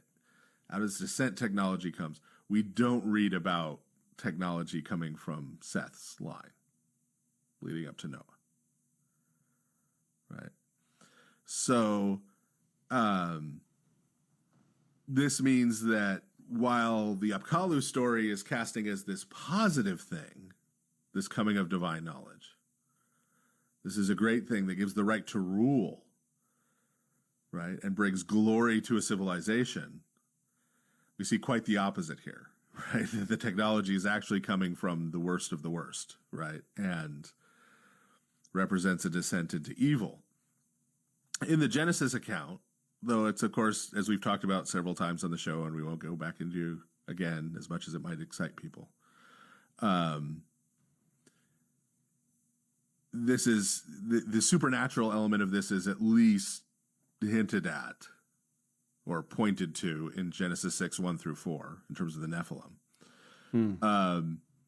In the expanded version of this story that you get, for example, in First Enoch or the Book of Jubilees, this is made sort of even more clear that it's both gives further description of what the techne is that is received by the line of Cain, and makes it explicitly clear that this is being revealed by demonic powers, right? By specifically fallen, wicked spiritual powers, right? So again, very similar to the Apkallu story, but in a way inverted, right? It's not, these are the good guys bringing wisdom to man, and God or the gods are the bad guy, sort of punishing them and ruining everybody's party. Right? That's the pagan version of the story. Right. But quite the opposite. right? Yeah. Quite the opposite, the exact inversion of that, right? And so in the versions we find in the Book of Enoch and the Book of Jubilees, right, amongst the techne that's taught is sorcery. This, of course, in Greek is pharmakeia, as we've said before, which is and again, an instrumental means to enter into and manipulate the spiritual realm. Seduction and implements of seduction, like eye makeup, literally, in the Book of Enoch. I mean, cosmetics are part of this bundle of technology kind of things. used to destroy people. Yeah, the arts of seduction. And again, we have to remember the arts of seduction in this case, there is the element here heavily of pagan ritual, right? Think about Baal Peor, right? And what goes on there, as we've talked about in the Book of Numbers. Yeah. Or, and there's Thomas Dolby. She blinded me with science. There's some bestiality stuff in there. But there's also that pagan sexual ritual element, right? It wasn't just, the beguiling of naughtiness. It was right. just that sexual immorality is bad. Yes, it is, right? But within this context, this is women receiving this from a demonic being with whom they have an intimate relationship, right? And so that other element, that spiritual element, is always present. And of course, divination, right? Yes, which is one of the things that's listed. Trying to tell the future by observing things. Yeah. But one of the things that we may not think about, right? And, this isn't just a word play, it's a deliberate word choice, right? Is that divination is a way of determining the future. In the sense that if I know what is going to happen tomorrow, then that means it is determined. Yeah. Right. So divination was understood not just as a way of, hey, I'm curious, what horse is going to win the 5th race tomorrow so I can place a bet, right? But this is a way of locking it in, right? Locking it into place, right? It's not just satisfying a curiosity. We need to keep that in mind, like with the story of Saul and the Witch of Endor. Right, when he goes before battle, it wasn't just, hey, is this going to go well or is this going to go badly? Because if you say badly, maybe we won't fight, right? Or we'll do something else. Because he's told it's going to go badly and he fights anyway. Yeah. Right. It's an attempt to try to lock into place the result that you want. Yeah. And there's a gazillion ways that this gets done. Like you mentioned the haruspex earlier, examining the innards of slaughtered animals. But like another one, again, from the Iliad, lots of ornithomancy.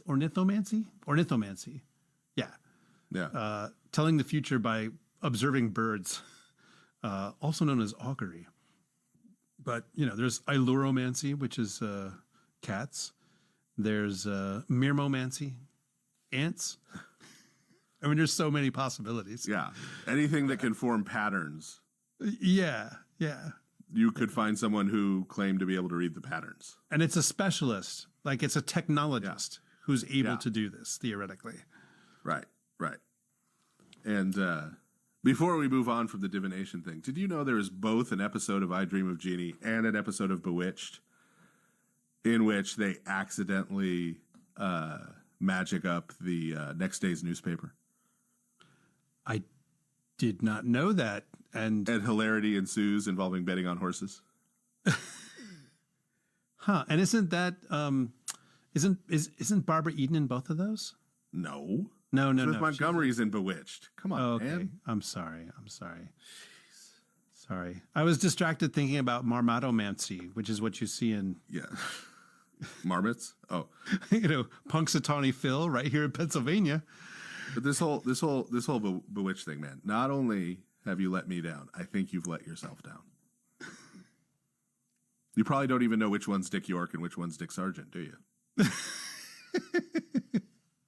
I'll go sit in the corner and you can just monologue for the rest of the episode. We don't have to go that far. Okay. Although one more infraction. No. It's been years since I've watched either one of those shows, but Nick at Night is no longer like a big part of my life.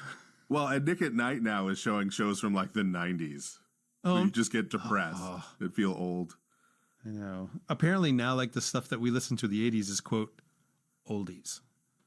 Yeah. That's offensive to me. I'm sorry. Oh, yeah, man. Everything we listened to in the 90s is now classic rock.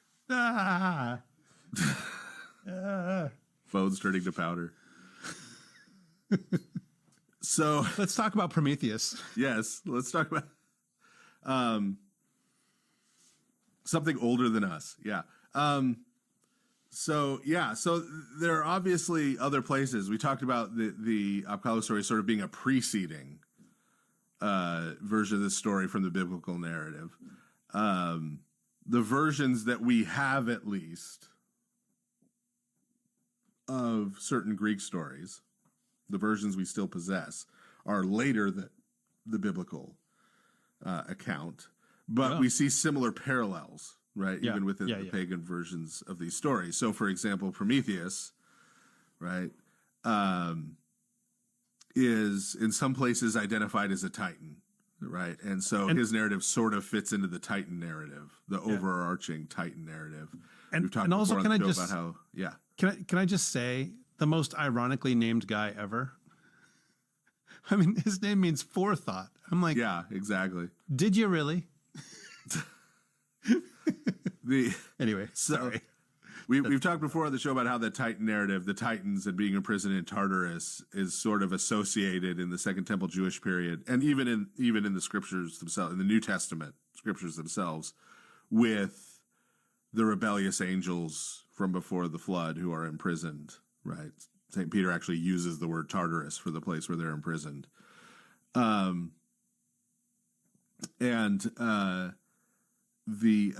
so he's sometimes referred to as a Titan. We can see there's a similar pattern, right? But of course, he famously brings fire to humanity, right? The knowledge of fire. This brings about his punishment, right, by the gods, right? But what gets often left out, because again, even bizarrely, pagan myths are read in a materialist way, is that the particulars, and you can find this in Hesiod, the particulars of what fire is referring to here, right? Because that could refer to a lot of things. He brings fire to man. The ability to kindle a fire, right? Right. Yeah. The way it's often depicted is he gives them a lighter. Like, here's how you make campfires, guys. Here's a torch. Don't let it go out. Keep other things lit. Right. No. It's like we've made reference to this on the show before, the whole burning the bones thing where mankind gives the garbage parts of the sacrifice to the gods. It's Prometheus who teaches them how to do this. It's like, okay, put out the bones and then take the fat and put that on so Zeus won't see that you're not giving him the steaks, and burn that as a sacrifice to him. And meanwhile, you keep the steaks. That's an element of what giving fire to mankind is really about. Right. The fire here is talking about sacrificial technology. Yeah. And this is why the gods get mad. Yeah, they're not like, oh, they can cook their meat now. No, it's... Yeah, or hey, they're setting themselves on fire. They would have thought that was funny, right? Right, because that's the kind of gods they are. The humans are down there setting each other on fire. Ridiculous. It's because of this element, right? This is now, there's this bothersome thing going on vis-a-vis the gods themselves. Yeah. Right, that makes them mad. Right? The gods generally care about themselves. They care about their demigod kids, and they don't care about pretty much anybody else, right? Unless Zeus finds you attractive, and then you're in real trouble. Right. They don't love you unless they love you, and then that's not good. Yeah. Zeus never understood that no means no. So while we're at it, Right? Talking about parallels. We've talked about Prometheus, or at least mentioned Prometheus before in this context of the show. I don't think we've mentioned Sisyphus No. in this context before. If people know about him, they know he's the rolling the rock up the hill guy. Yes, which he is. Yes. Right. But there's a lot more to it. And, Camus fan that I am. Sisyphus, if you actually read the stories about Sisyphus, and there's a couple different versions, by the way, that have been passed down to us. But Sisyphus is the king who founded the city of Corinth. Good old Corinth. Yes. And is a bad guy. So I say Corinth isn't it? Corinth is the city you go to if you really want to have a dark debauchery. night out. Yes, Yeah. exactly. But so he founded Corinth. The first part of his story, right, where he first sort of comes to the gods' attention, as it were, is he has this brother he wants to kill. His brother, who he wants to kill. But it was widely understood, even among pagans, that, you commit murder within families. That's how you get Furies showing up and dragging you to Hades, right? Nobody wants that. Yeah. So he went to the oracle at Delphi to ask Apollo, through the oracle at Delphi, to give him a technique where he could murder off his brother without incurring, wrath. And I'm getting big ghost vibes here. Yeah. Well, so there's some of that.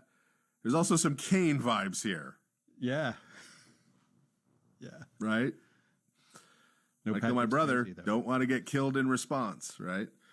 And then the second part of his story where he gets in trouble is that he was apparently renowned for visitors, travelers, strangers who passed through Corinth. He would murder and take their stuff. Also, the other big rule, you're not supposed to violate an ancient Yeah, paganism. hospitality, right? Yeah. But here we get some Lamech vibes. Yeah. Right? I've killed a young man for wronging me. I've killed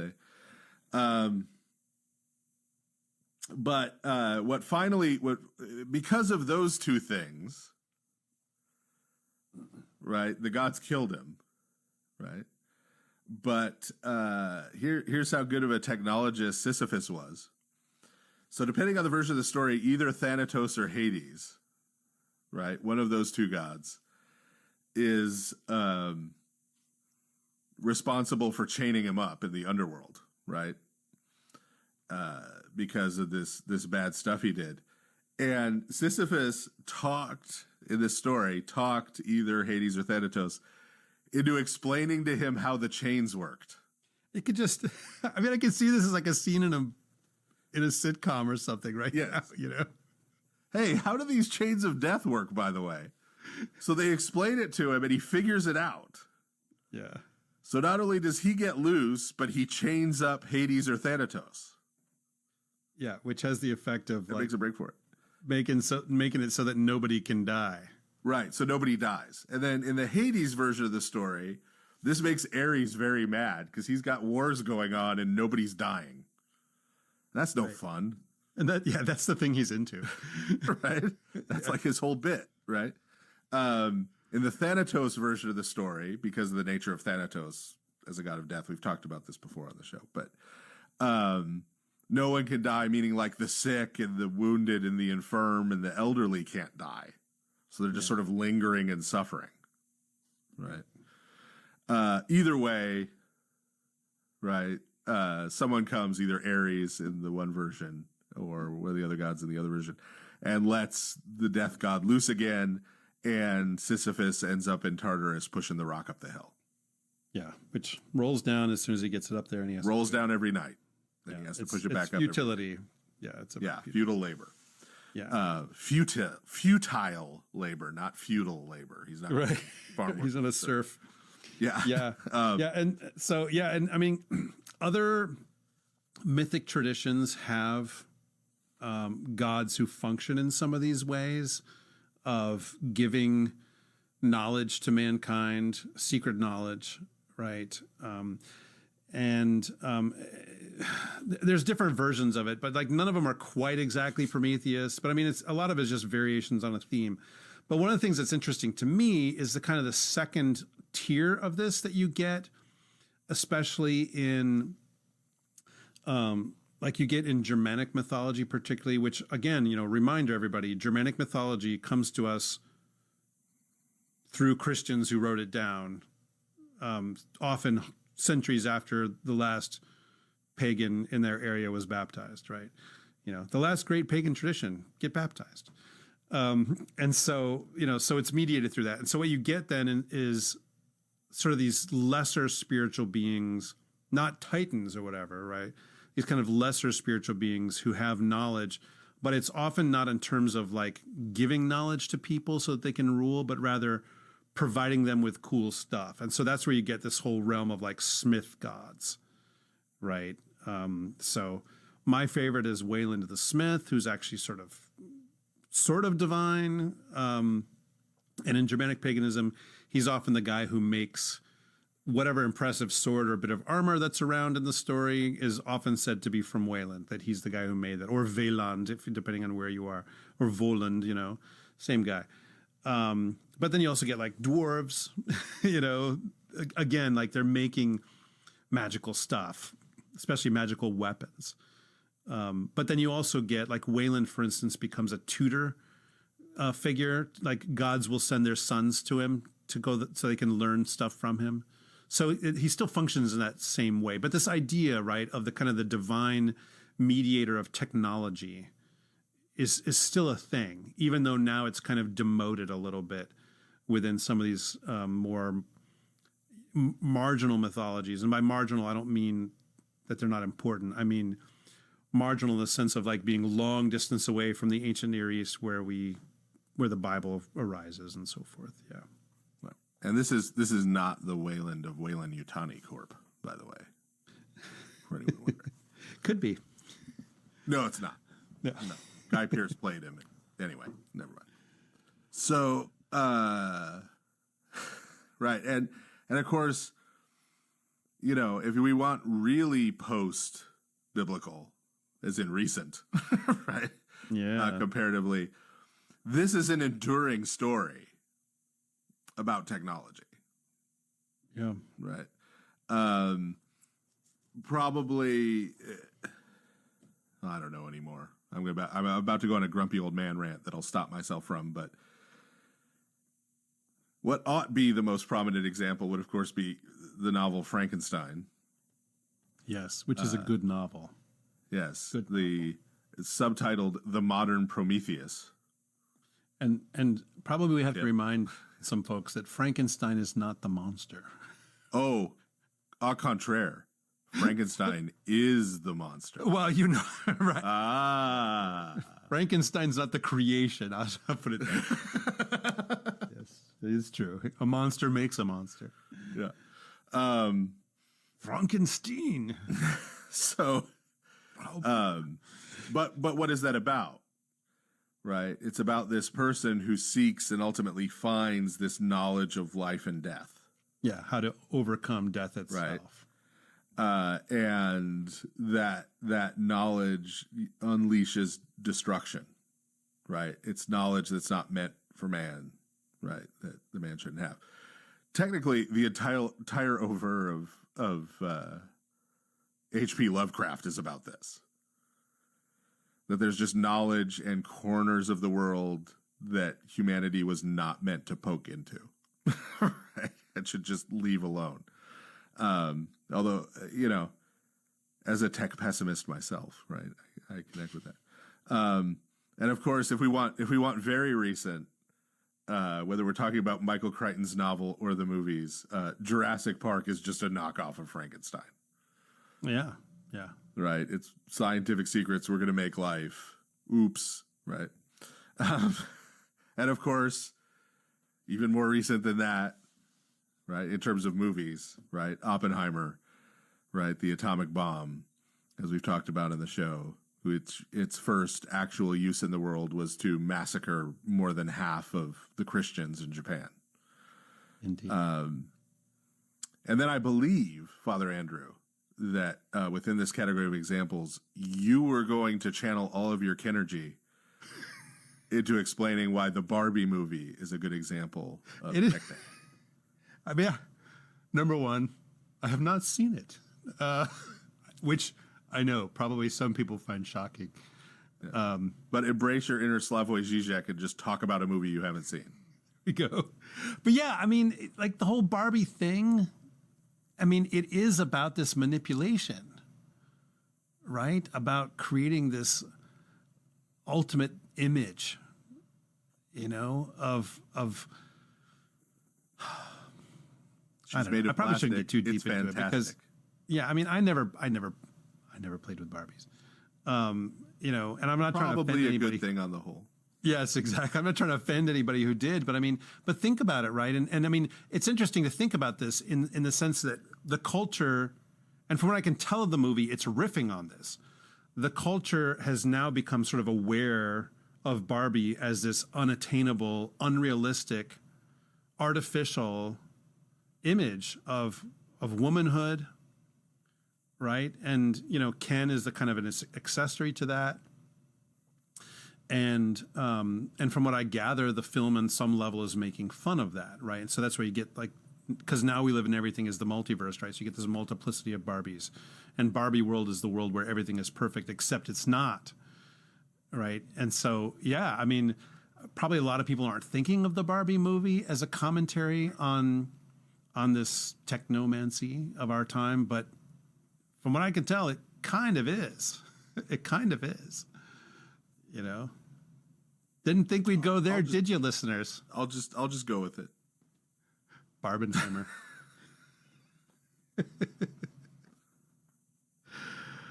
All right. Well, that's the end of part 2. That's the end of the second half of this episode of the Lord of Spirits. We're going to take a little break, and we'll be right back with our third and final half. Father Andrew Stephen Damick and Father Stephen DeYoung will be back in a moment to take your calls on the next part of the Lord of Spirits. Give them a call at 855-237-2346. That's 855-AF-RADIO.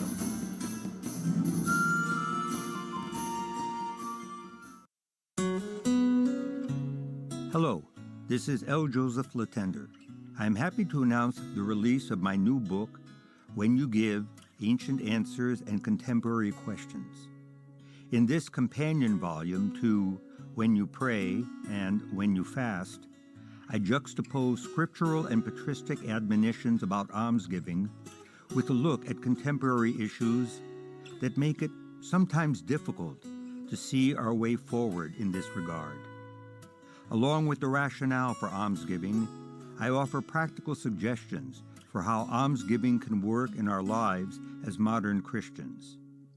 When You Give is now available at store.ancientfaith.com. That's store.ancientfaith.com. We're back now with the Lord of Spirits, with Father Andrew Stephen Damick and Father Stephen DeYoung.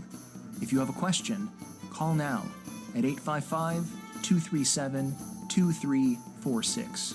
That's 855-AF-RADIO. Hey, welcome back. Is this the part where we talk about the Matrix? No, it's not. Probably not. But yes, we're talking about movie technology. Or the real one. Oh, right. This is where I don't know, what color should be the pill that we give everyone? I don't know. I'm looking at we a have to Dayquil invent a right new now. one. So it's an orange pill, the Dayquil. That's that I'm looking at. Yeah, Dayquil. The green pill. It's NyQuil. See, I think Dayquil is just cowardice. Wow. Take a NyQuil during the day and fight through it. Okay. Be a man. That's the way to do it. Yes. All right. Operate heavy machinery. Forget the warning. Yeah. Well, so now we're going to kind of take it into the present and ask these questions about what does this mean for us now and how we live and all this kind of stuff. Yeah. Now is where we transition to old men yelling at clouds. Indeed. Yeah. So we have to acknowledge that, right? Like, I admitted about myself. You might be old. I'm middle-aged. I'm middle-aged. Why would you want to be middle-aged? Being middle-aged love the is Middle the Ages. worst. I have planned my whole life to go immediately from young to elderly. I love the Middle Ages. The Middle Ages, sure, but being middle-aged. You're just having midlife crises every few days? Like what? I'm in my medieval period. I'm just disgruntled because I don't get the senior discounts yet. I feel like Well, I'm in getting all the bad parts of aging and none of the discounts. In 2 years, you can join AARP. Not that I'm suggesting you do, but you can. Oh, I will the second I can. Trust me. Because there are discounts that come with that. So. Exactly. That's why. Yeah. I can sit there, read Modern Maturity, do the word search. It'll be great. Get your garbage coffee at the McDonald's. That's such a great title for a magazine, too. Modern Maturity. Right? Like, they need to just call it old because, like, I'm old, but I am not mature. So, Or modern. so I am unfortunately probably rather modern. Yeah. But yeah, so when we took, but that colors, right? We all, again, there's no view from nowhere, right? And our perspective, of course, when we talk about something like technology is colored by the historical epoch in which we find ourselves and the sort of explosion of technology at the end of the 20th century. And it really is an explosion of technology, right? Yeah. For those of you not as old, right? I went from no such thing as an internet to internet that you pay for by the hour to unlimited internet on a small thing in my hand. Yeah, and I mean, I remember my favorite on the phone timeline of development is where we go from these things that are attached to the wall to the bag phone. Yeah, to the cell phone, right? Rotary phones attached. Yes, to the rotary wall. Phones. Yes. I know. Before they're The even touch tone phone to the cordless phone to the But the bag phone was a great. the big bag phone, big giant Motorola brick that you had to plug into the cigarette lighter. When Do they even call it a cigarette lighter now? Do they call it a power port or something? Because no one uses it for cigarettes. I know. Anyway, see, this is the old men yell at clouds part. Yeah, But that is an explosion of My Luddite line used to be firmly on the other side, on this side of cell phones. Like I used to say, I will never get a cell phone. I don't want that kind of thing. And then I finally got like a flip phone. I had a Razor, back in 2007. Finally got one. In my early 30s, I finally got a cell phone. the day I retire as a priest, I will no longer have a cell phone. Yeah, that's why I got one because I was working. I have to. But yeah. Otherwise, anyway, old men yelling at clouds. But so the point being, there has been a massive leap of technology. Yeah, in the last 40 we feel years. We feel it, right? We feel like especially those of us who are Gen X have seen our worlds completely change from when we were kids. Yeah, and it's different. The amount of change between 1943 and 1983 was far less. Sure, yeah. Than what happened in these last 40 years. Take that. But this isn't the first time this has happened, though, either. Because if you go back another 40 years, if you go to 1903 to 1943, you do have something comparable. Yeah, I mean, you go from, if you're lucky, riding something that's pulled by a horse to walking or horse and buggy. Yeah, automobiles everywhere, radio, right? Tanks being rolled out, machine guns, like all of this stuff. Phones in your home, right? Yeah, you can call people on the other side of the country or in Europe. Flight. That's huge. Yes. Yeah, all that stuff happens in the first few decades of the 20th century. So while there has been this boom, it is not an unprecedented boom. Sorry, Roswell theorists. There have been other booms. There was a boom at the beginning of the 20th century, too. There have been others. Gutenberg inventing the printing press. There's a period of time right. So there have been other periods in history where you have these technological leaps forward, right? And then periods in between where things are relatively stagnant or at least slower moving. Yeah. And no one should conclude, I made a joke about the Roswell theorists, but no one should conclude based on what we said in the second half that what we mean is that every time there's one of these leaps, demons showed up somewhere and kind of deal with somebody to give them the technology either. Yeah. Right. Sometimes there are actually inventions the way that we modern think about inventions. People sitting around tinkering, figuring. Well, or it's more subtle than that. Yeah. Yeah. Well, often it's built, someone's building on Right. something that someone else built on, that someone built on, Right. et cetera, et cetera. Right. I mean, someone did go ahead to drop the bombs, the atomic bombs. Right. And we're not going to say that wasn't influenced by anything or anyone spiritually. Right. Especially the target selection.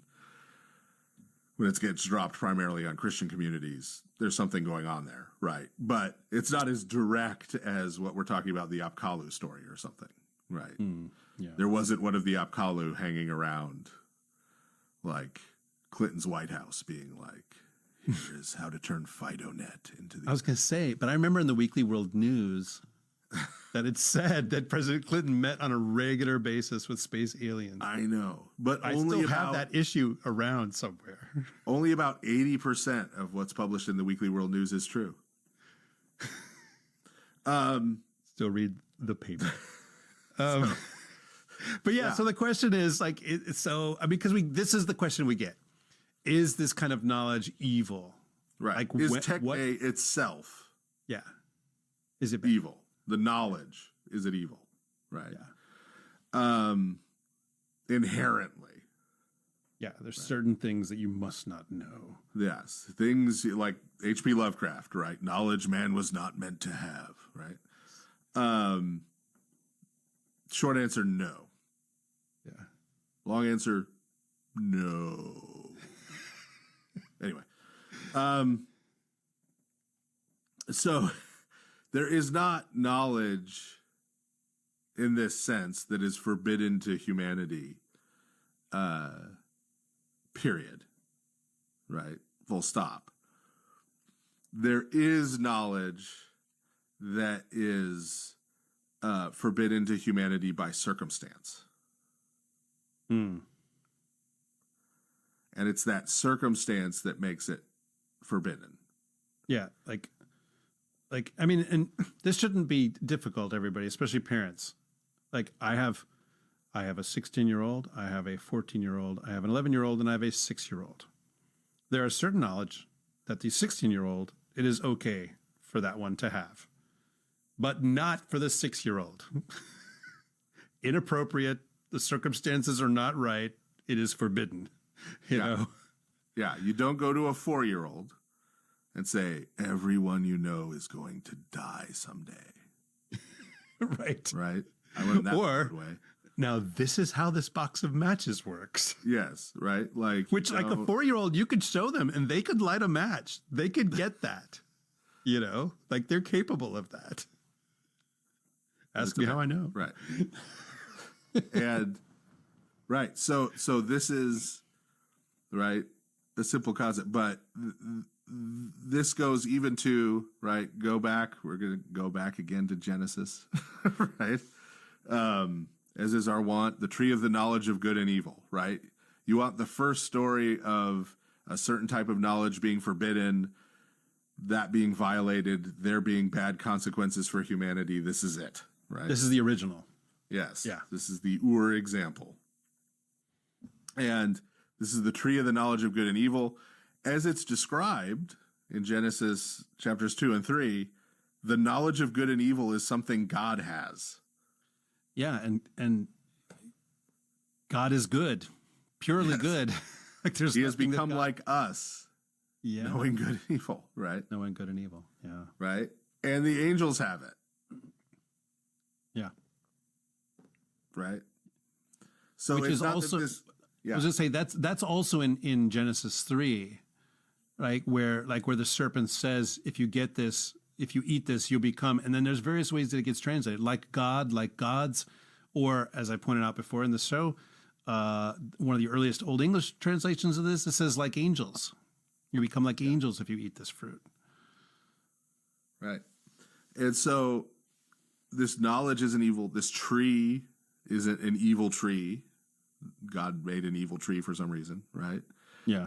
And this has always been understood this way, right? You read, like, again, since we mentioned it already this episode, and we don't mention it as often as some people think, but the Book of Enoch, right?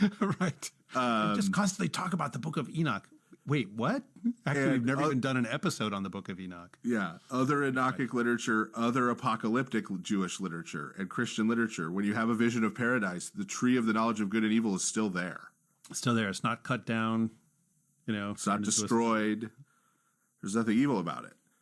The way it's been understood consistently in Judaism and at least in early Christianity is that the issue was that humanity was not mature enough to receive that knowledge yet. Yeah, not ready yet. But God created that tree and put fruit on it. So there would have come a day when humanity was ready to have that knowledge that God and the angels already had. Yeah, it wasn't just an ornamental tree. But and it wasn't just a test. It wasn't just a random test, right? But it was something for which humanity wasn't ready. And this is the understanding of what's going on with that knowledge in the line of Cain. Right? It's not that learning how to make things out of metal is itself evil, right? Blacksmiths are not evildoers, right? No. It's that humanity wasn't ready for that knowledge that they were given, that they got from spiritual sources, and so they used that knowledge for destruction.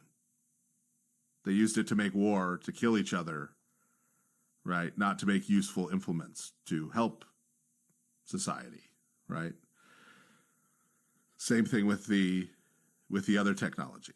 Same thing with the atom bomb that gets used to kill a bunch of Christians, right? There are lots of good uses for nuclear power, for example.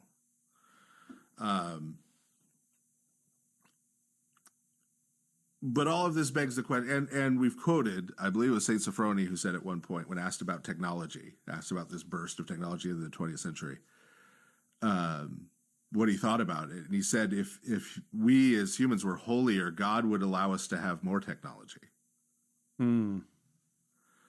Because we would have the spiritual sense and the wisdom to know how to use it rather than destroying ourselves with it. Right?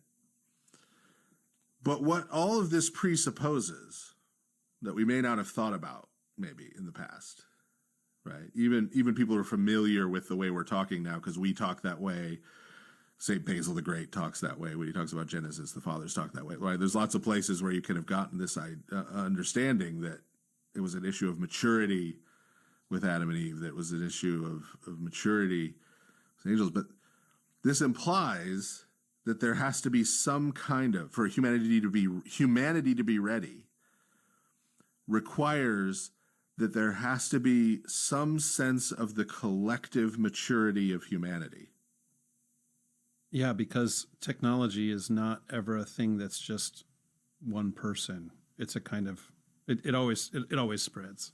Right. And so this wasn't like, well, someday you Adam and you woman, or you man and you woman, you will be mature enough that you can eat of the tree of knowledge of good and evil. But then when your kids are born, they won't be yet. Yeah. It's none of them. And they'll have to wait.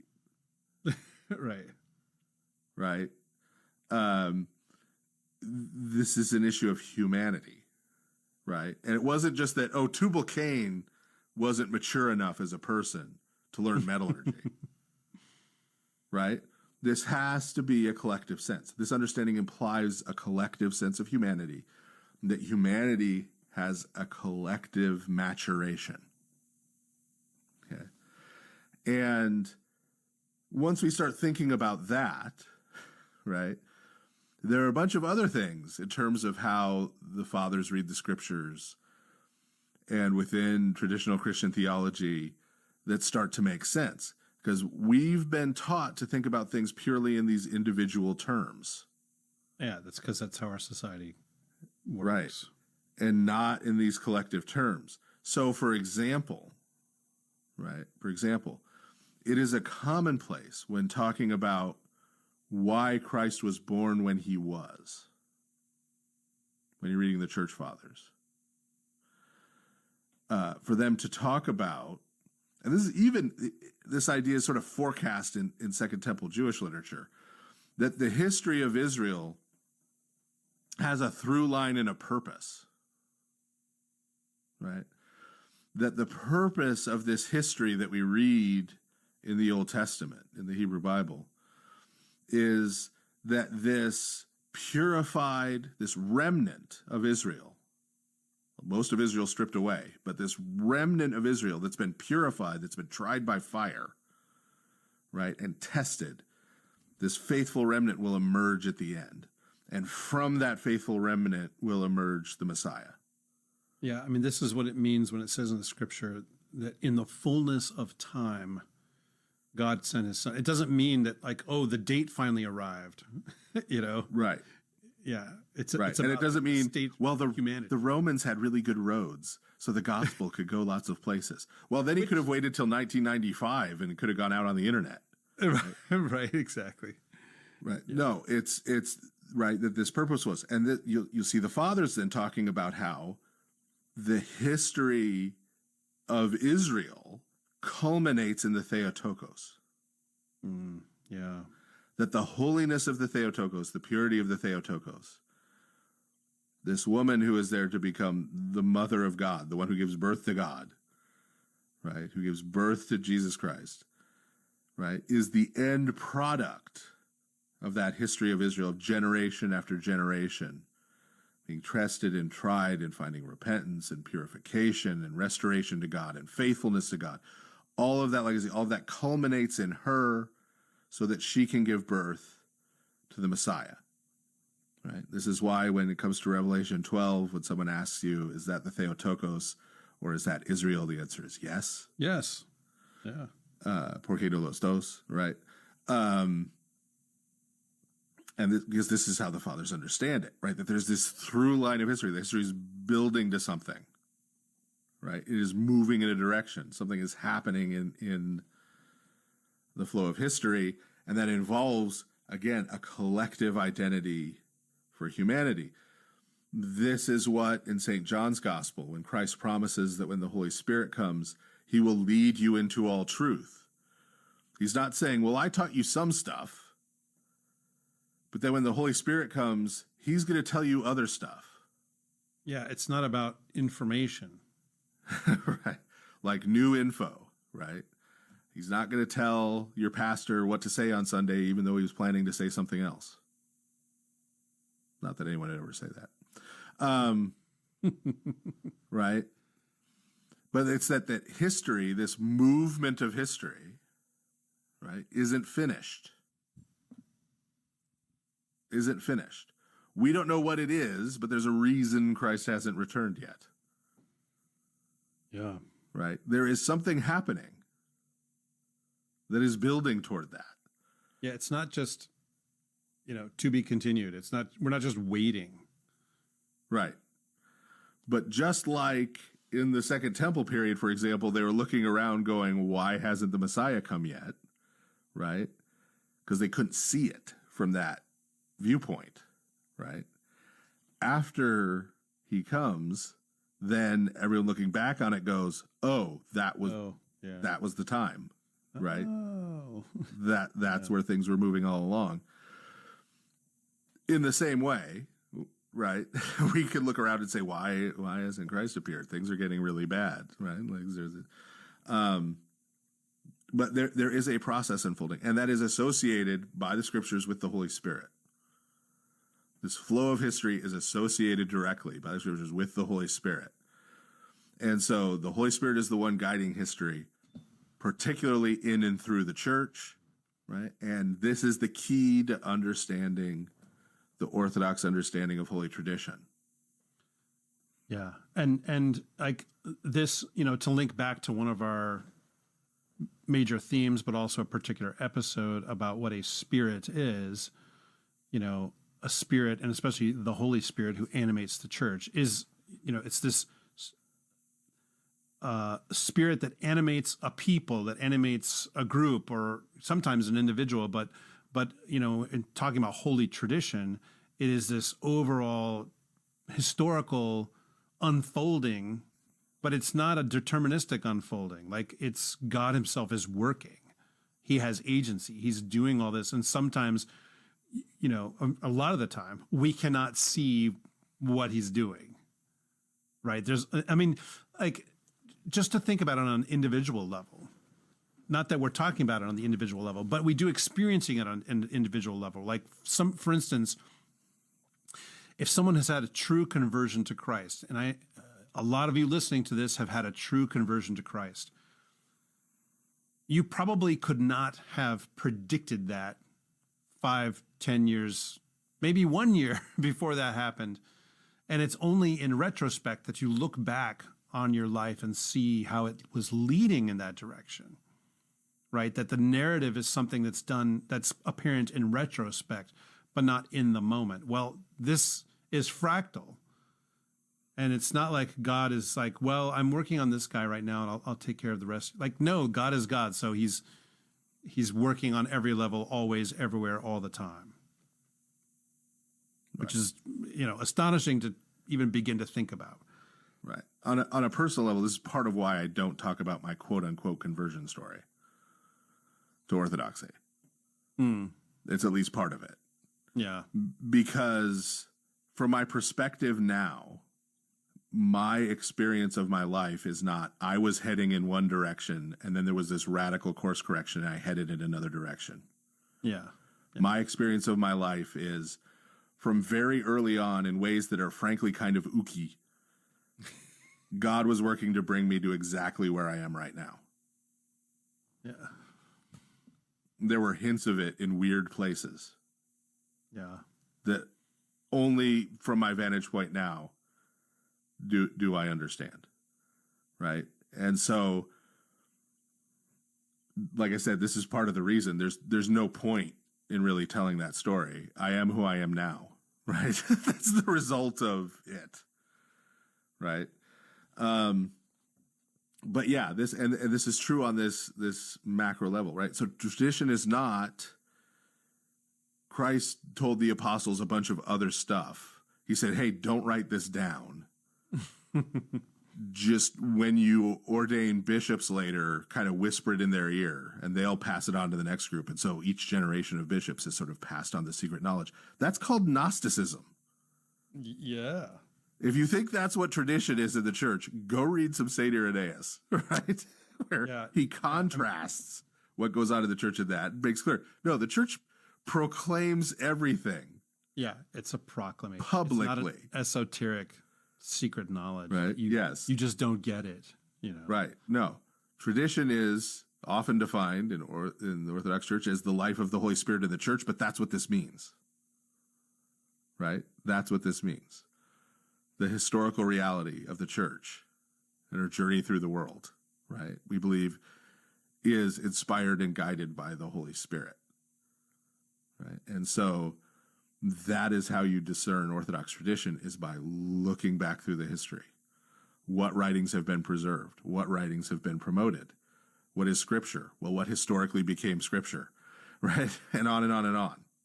Right? And so what is the holy tradition of the church is actually a very objective thing. It can be concluded very objectively, right? But this is the Holy Spirit, right?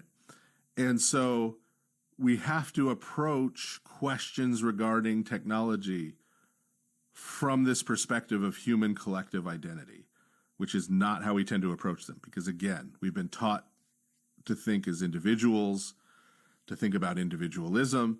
And so when the question comes up, when I go on one of my rants condemning social media, right?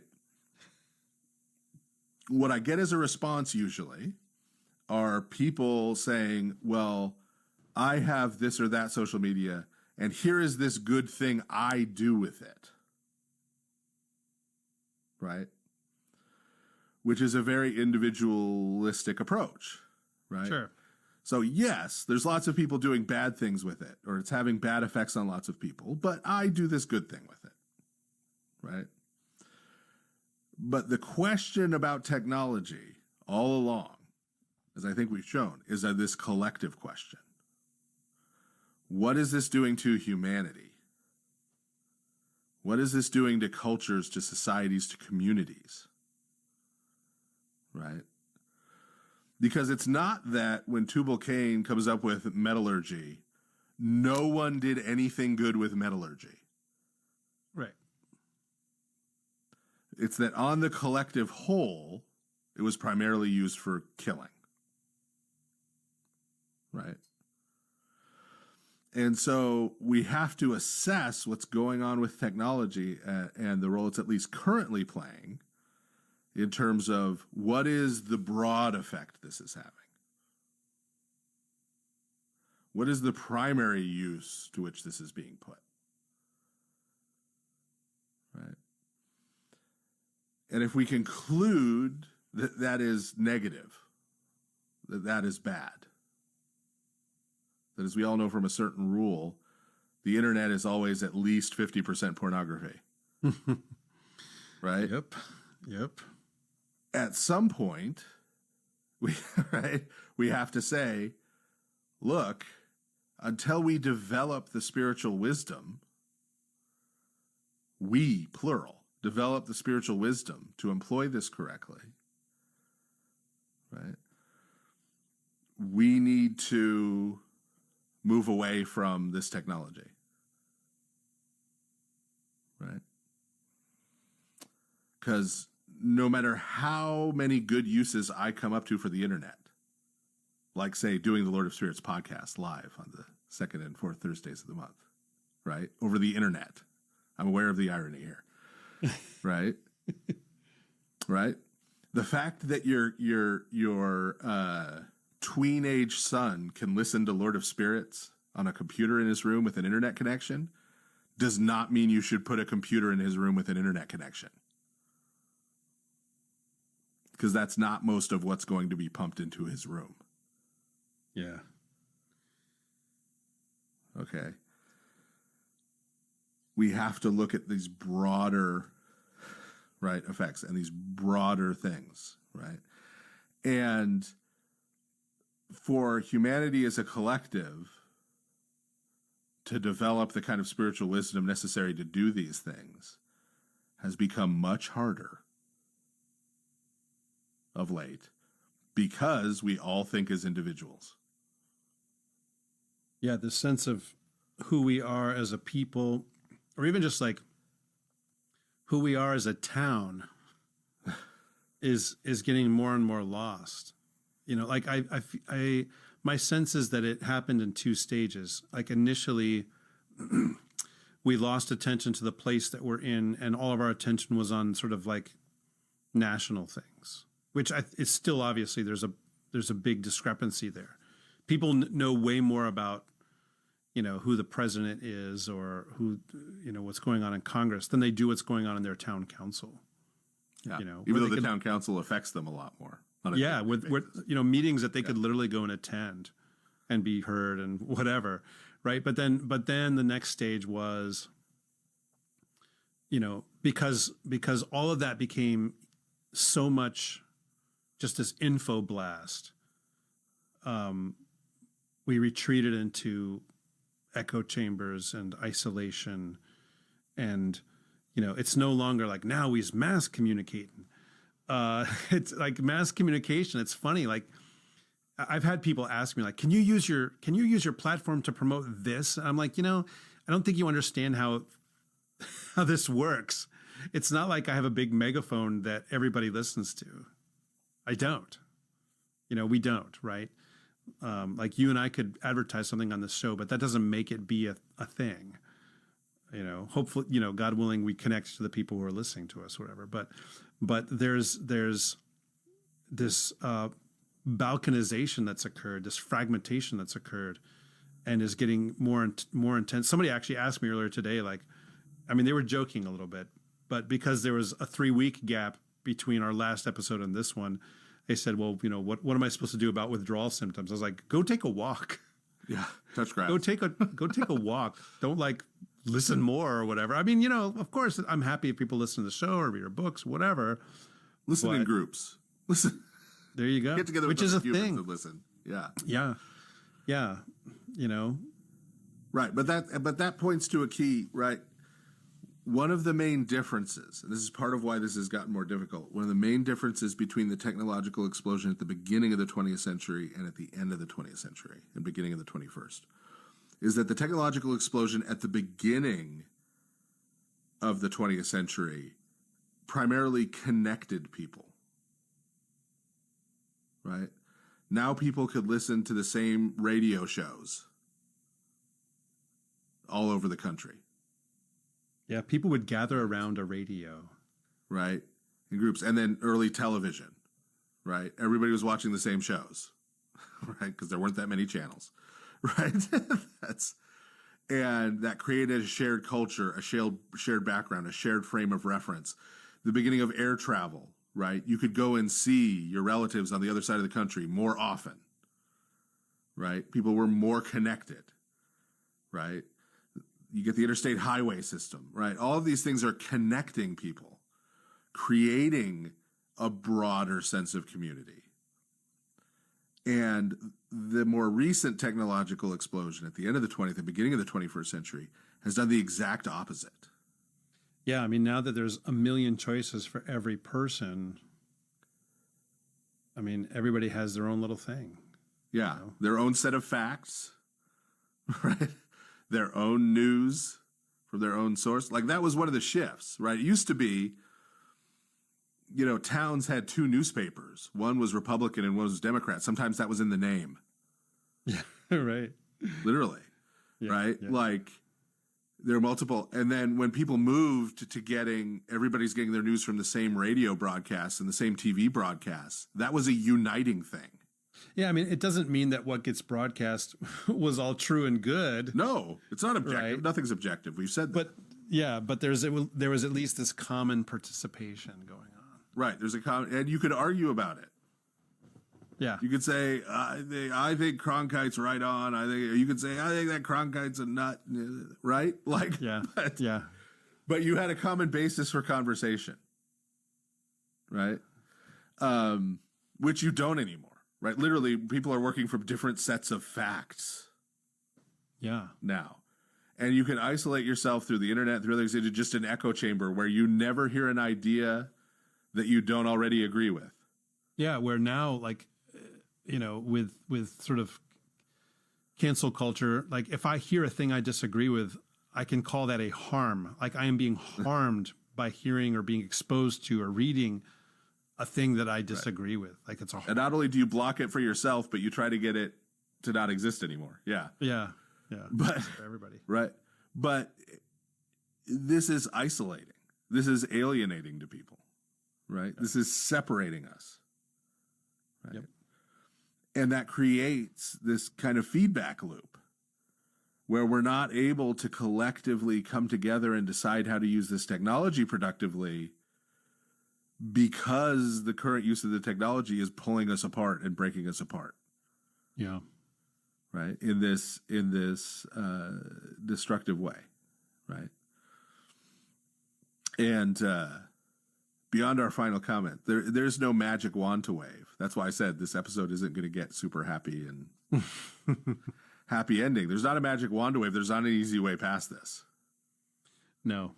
There just isn't. We've reached a point in terms of our lives, our work lives, our political lives, right? Our everything else, right? Even our religious lives, sadly, where everything is fractured, broken up, alienated, isolated, and all of the technology we have is just furthering that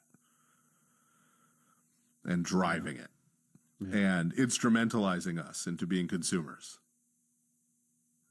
until we run out of debt that we can take on, right?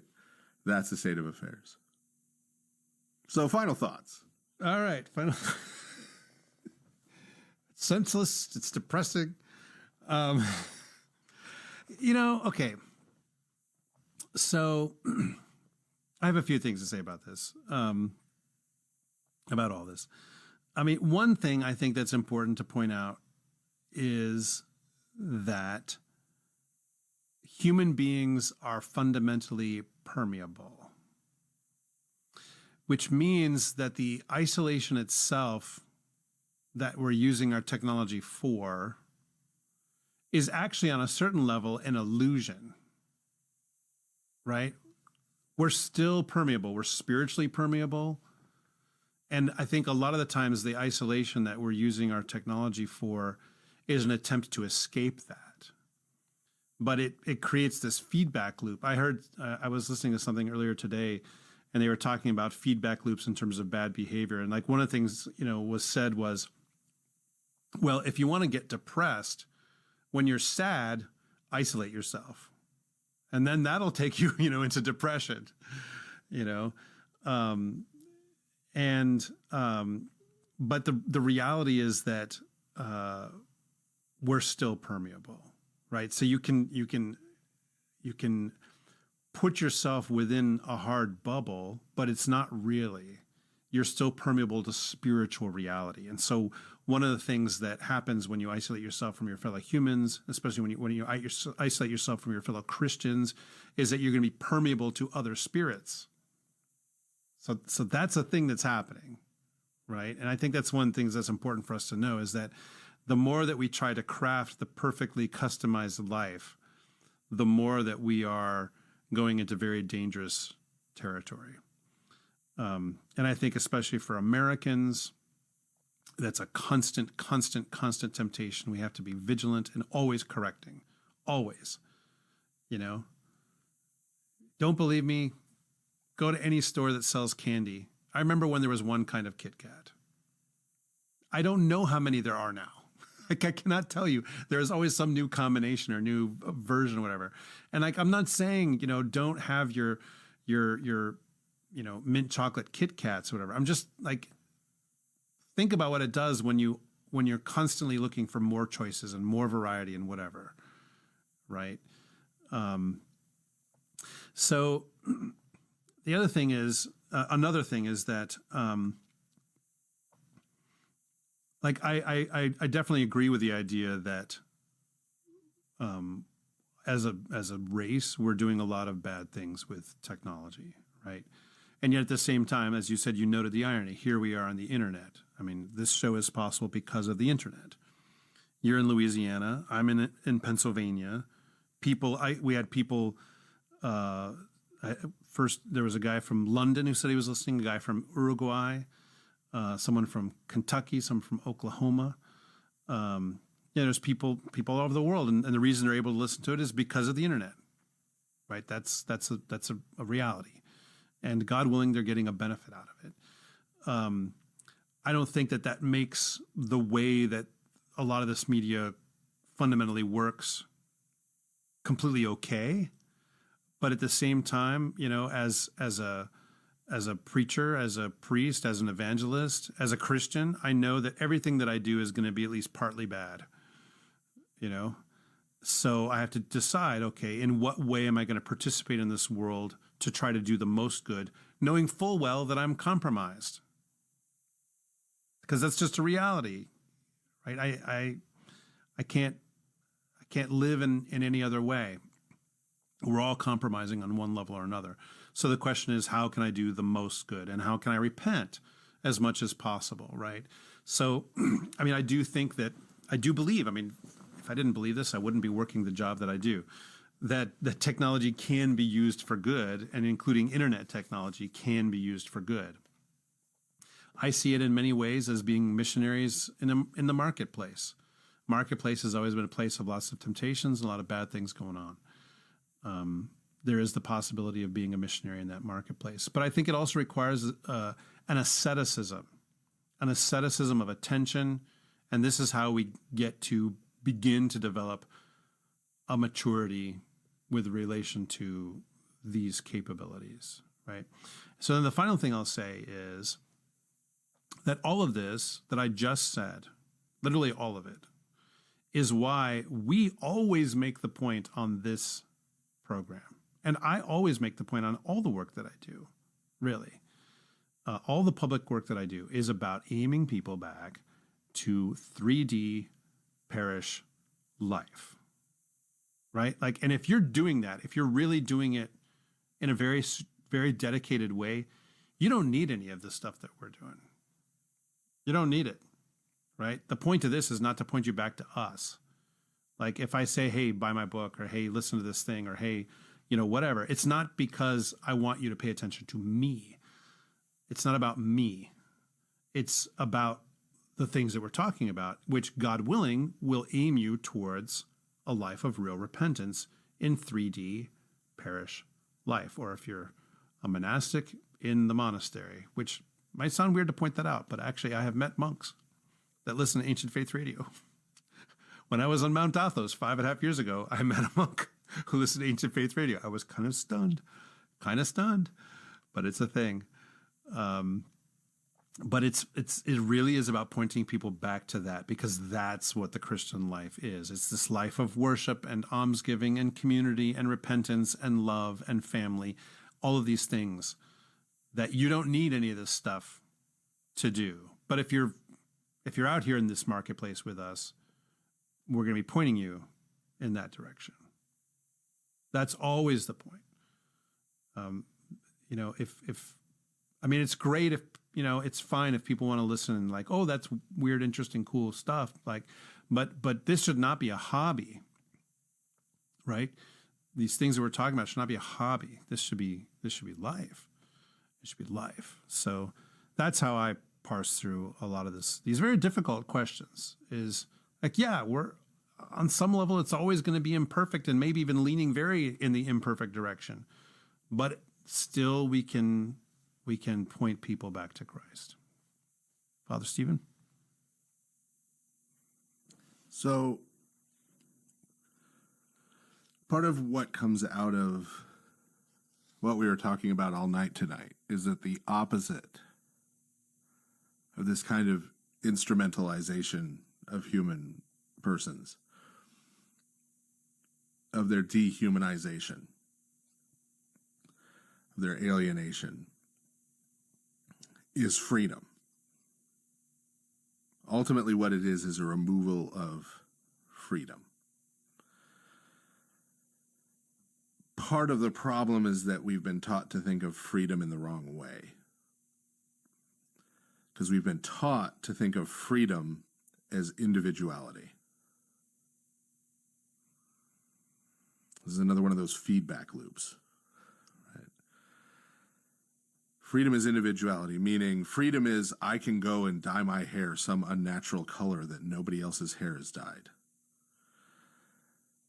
Right? I can go and buy.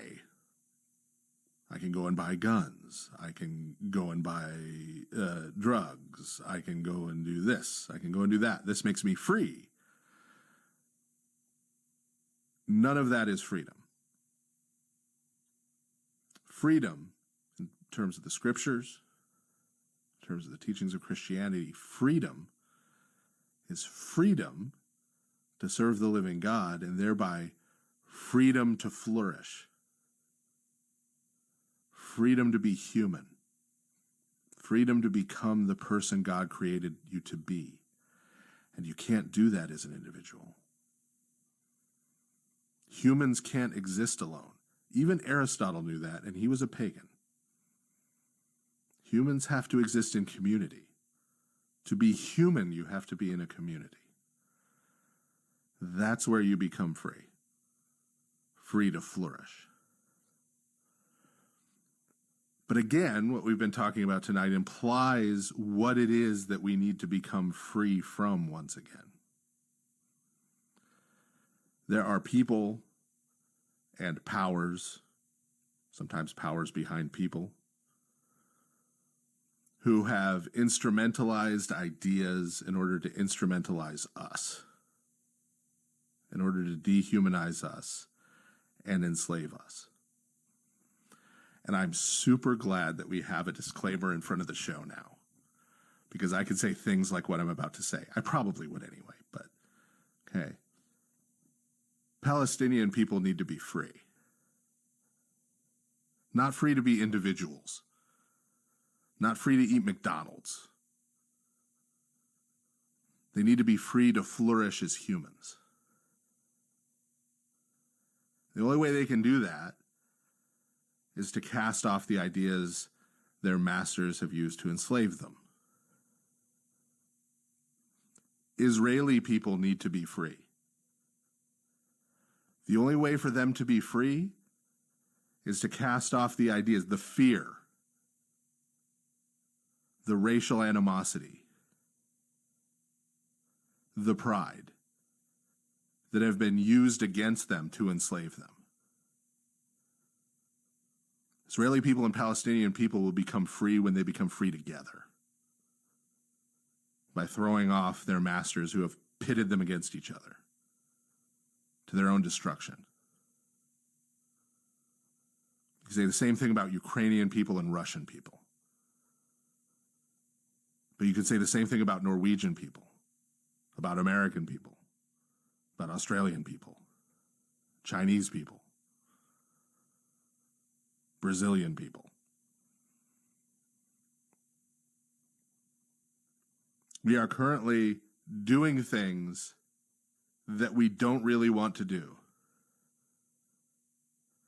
that are making our lives worse, that are alienating us, that we've been tricked into doing by a prolonged indoctrination in certain ideas, lying to us about where our happiness lies, lying to us about what we need to be afraid of, lying to us about other people to keep us separated from them and isolated and alone, which makes us better prey for the ideas that the people and the powers that have become our masters want us to do. I'm going to end up in a similar place to where Father Andrew did. Because the way out of this, the way to be free, we have to be free in a community. We have to be free with other people. And frankly, the only place we can do this now is in our parishes. The only place we can do this now is the church. There's not another spot to start building a community from, even if we wanted to. Right? There's not another place where we can come together and look at our culture, look at our political leadership, and I often use leadership here loosely, look at what we're receiving from the media, look at it, and collectively together as a community say, you know what, no. We're not going to do that. We're going to stop buying things. Not particular things. Not, I'm going to boycott these people because they did X, Y, Z. You know what? We don't need to buy so many things. I'm not defined, my identity isn't defined by what I consume. That's a dumb idea. This person isn't different from me, and I don't need to be fundamentally different from me, and I don't need to be afraid of them because they're from a different neighborhood. They immigrated from a different country. They look different. They act different. They smell different. Doesn't matter. We can come together and collectively say that as a community. And when we do, we will become free. We'll experience freedom. We'll experience more of the fullness of our humanity. We'll be emboldened, we'll be empowered to get about the work that God created for us to do in this world. Being set free from sin to serve the living God is not just something that happened in Egypt under Moses or in Palestine in 30 AD when Christ died and rose again. It's something that has to happen for each of us. And as many times as we allow ourselves to become enslaved again, we need to be set free again. Because one of the most important powers that Christ has given to us when he gave us the Holy Spirit is the power to break those chains of ideology, of thoughts, that bind us and try and hold us in that kind of slavery. So that's my final thought, is that all of us need to free ourselves. And we do that together. And we do that by rejecting the thoughts, the ideas, the ideologies that are currently keeping us from doing that and keeping us from being human together. Amen. Well, that's our show for tonight. Thank you very much for listening, everyone. If you didn't talk to us live, we'd still like to hear from you. You can email us at lordofspirits@ancientfaith.com. You can message us at the Facebook page. You can leave us a voicemail at speakpipe.com/lordofspirits. And if you have basic questions about Orthodox Christianity or need help finding a parish, head over to orthodoxintro.org. And join us for our live broadcasts on the second and fourth Thursdays of the month at 7 p.m. Eastern, 4 p.m. Pacific. Plastic tubes and pots and pans, bits and pieces, and the magic from the hand.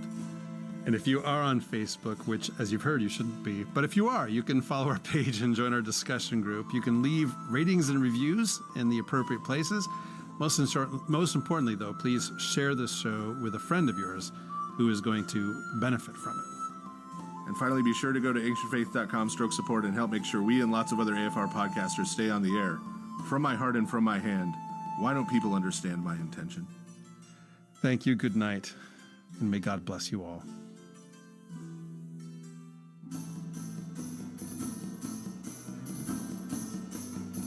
You've been listening to The Lord of Spirits with Orthodox Christian priests, Father Andrew Stephen Damick and Father Stephen DeYoung, a listener-supported presentation of Ancient Faith Radio. And I beheld, and I heard the voice of many angels round about the throne, and the beasts, and the elders, and the number of them was 10,000 times 10,000, and thousands of thousands, saying with a loud voice, "Worthy is the Lamb that was slain to receive power, and riches, and wisdom, and strength, and honor, and glory, and blessing." Revelation chapter 5, verses 11 through 12.